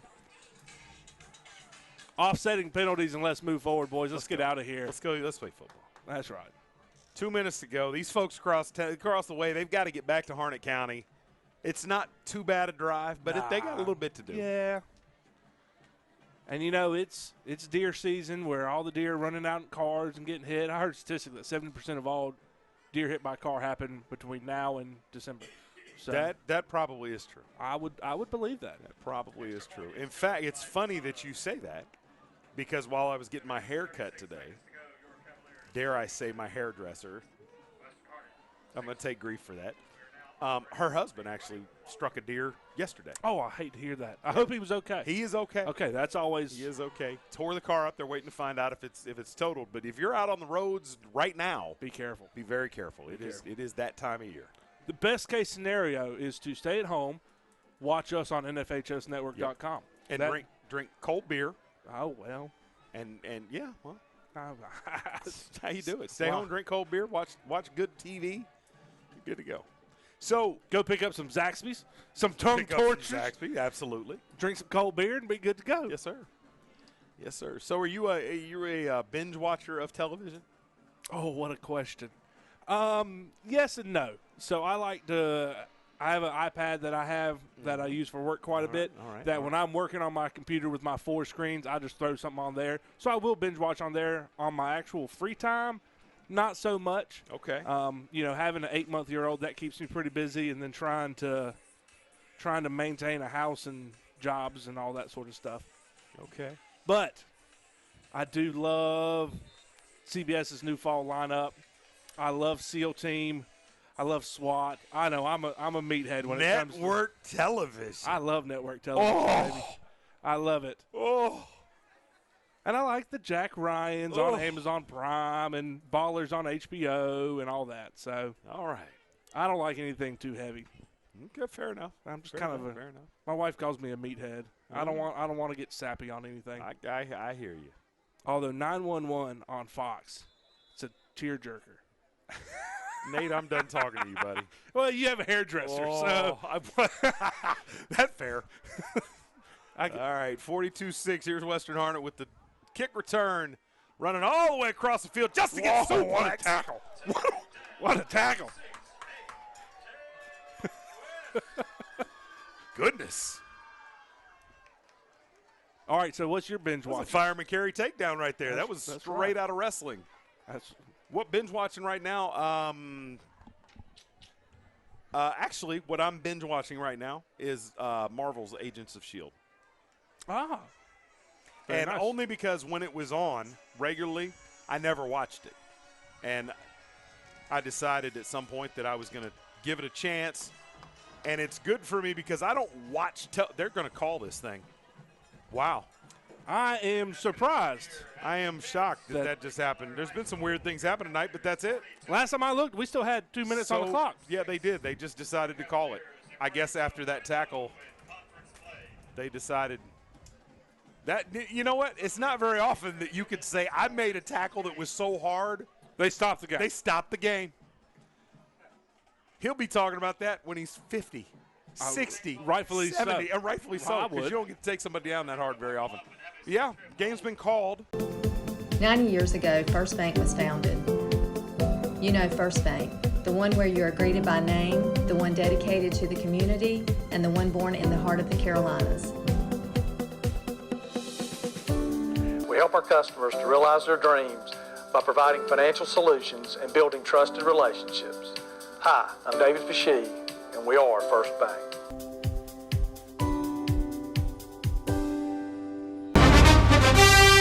Welcome to the First Bank postgame show.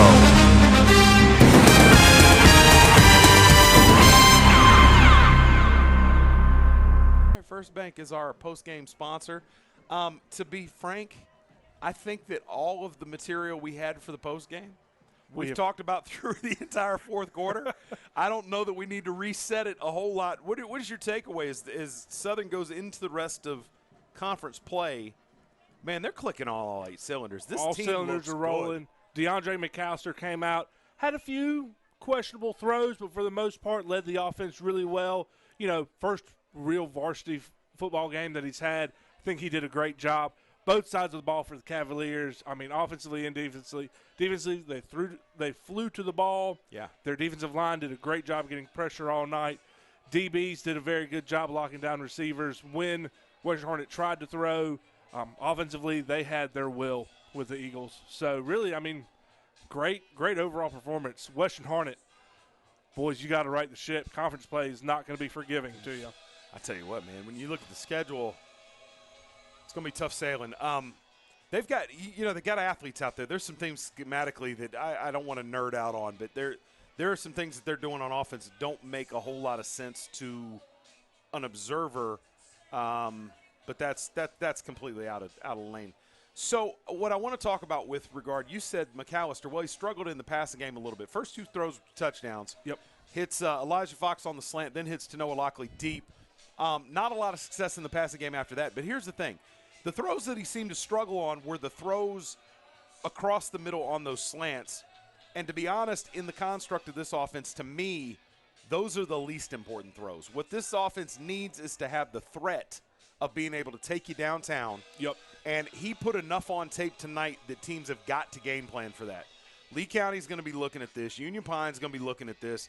The rest of those schools are going to look, and they know we can't put 9 in the box because Fox and Lockley can outrun any one guy you put on them. Yep. So that's enough. And I think as he gets more reps and gets more comfortable in this offense, that mid-range game will come. It will. It absolutely will because the throw is there. He's got to take a little off. Mm-hmm. You can't throw everything you got, when you're 8 yards away from a guy. The concern that I have with McAllister's game tonight, there were a couple decisions I saw in the run game that I think they can get cleaned up. There were some times he was a little less hesitant to give the ball into the belly than he probably should have been. And when you're running Ingram and those guys into the belly, go ahead and take that. Yep. If it's gonna be there. But that's stuff that they'll work out on tape. I'm excited about where Southern's at. I'm excited about where Lee County's at, and I'm excited about the collision course these two schools are on. They just need to not mess up between now and November. Don't lay an egg. Yeah, don't lay an egg because we want a Brick City Bowl that is a legit conference championship game, and we may just get it. The path continues next week for Southern. We will be on hand at Lee County High School as they take on Union Pines. Southern travels to Irwin for Triton. They do that double wing T team, double tight wing T. Hey, it's going to be a heck of a ball game. And Western has Central next week. That would be it in the battle of the 2 Harnett County schools in our Tri-County 6 conference. Good luck to both of them. All right, I don't have anything else. Want to thank Win Crazily, doing a great job tonight. Absolutely. Everybody associated with the program, we appreciate y'all hanging out with us. Appreciate all of our sponsors. Nate, you have anything to put a bow on this? We appreciate y'all watching. Make sure you tune in Monday night for the Coaches Show. Yeah, be at Zaxby, 7 o'clock, or watch us on TV. Watch the feed on YouTube later. Any way you want to. It'll be fun. Paul B. Gay will be in attendance. We're going to do a little bit of an interview with him, and then we'll have both coaches in, talk a little bit about what happened this week, talk a lot about what's going to happen next week, and we'll give away some hardware and eat some really good chicken. It'll be fun. This has been the First Bank Postgame Show. We are out. Peace. Welcome to the First Bank Postgame Show.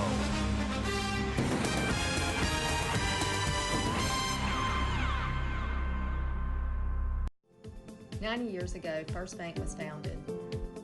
You know First Bank, the one where you are greeted by name, the one dedicated to the community, and the one born in the heart of the Carolinas. We help our customers to realize their dreams by providing financial solutions and building trusted relationships. Hi, I'm David Fashee, and we are First Bank.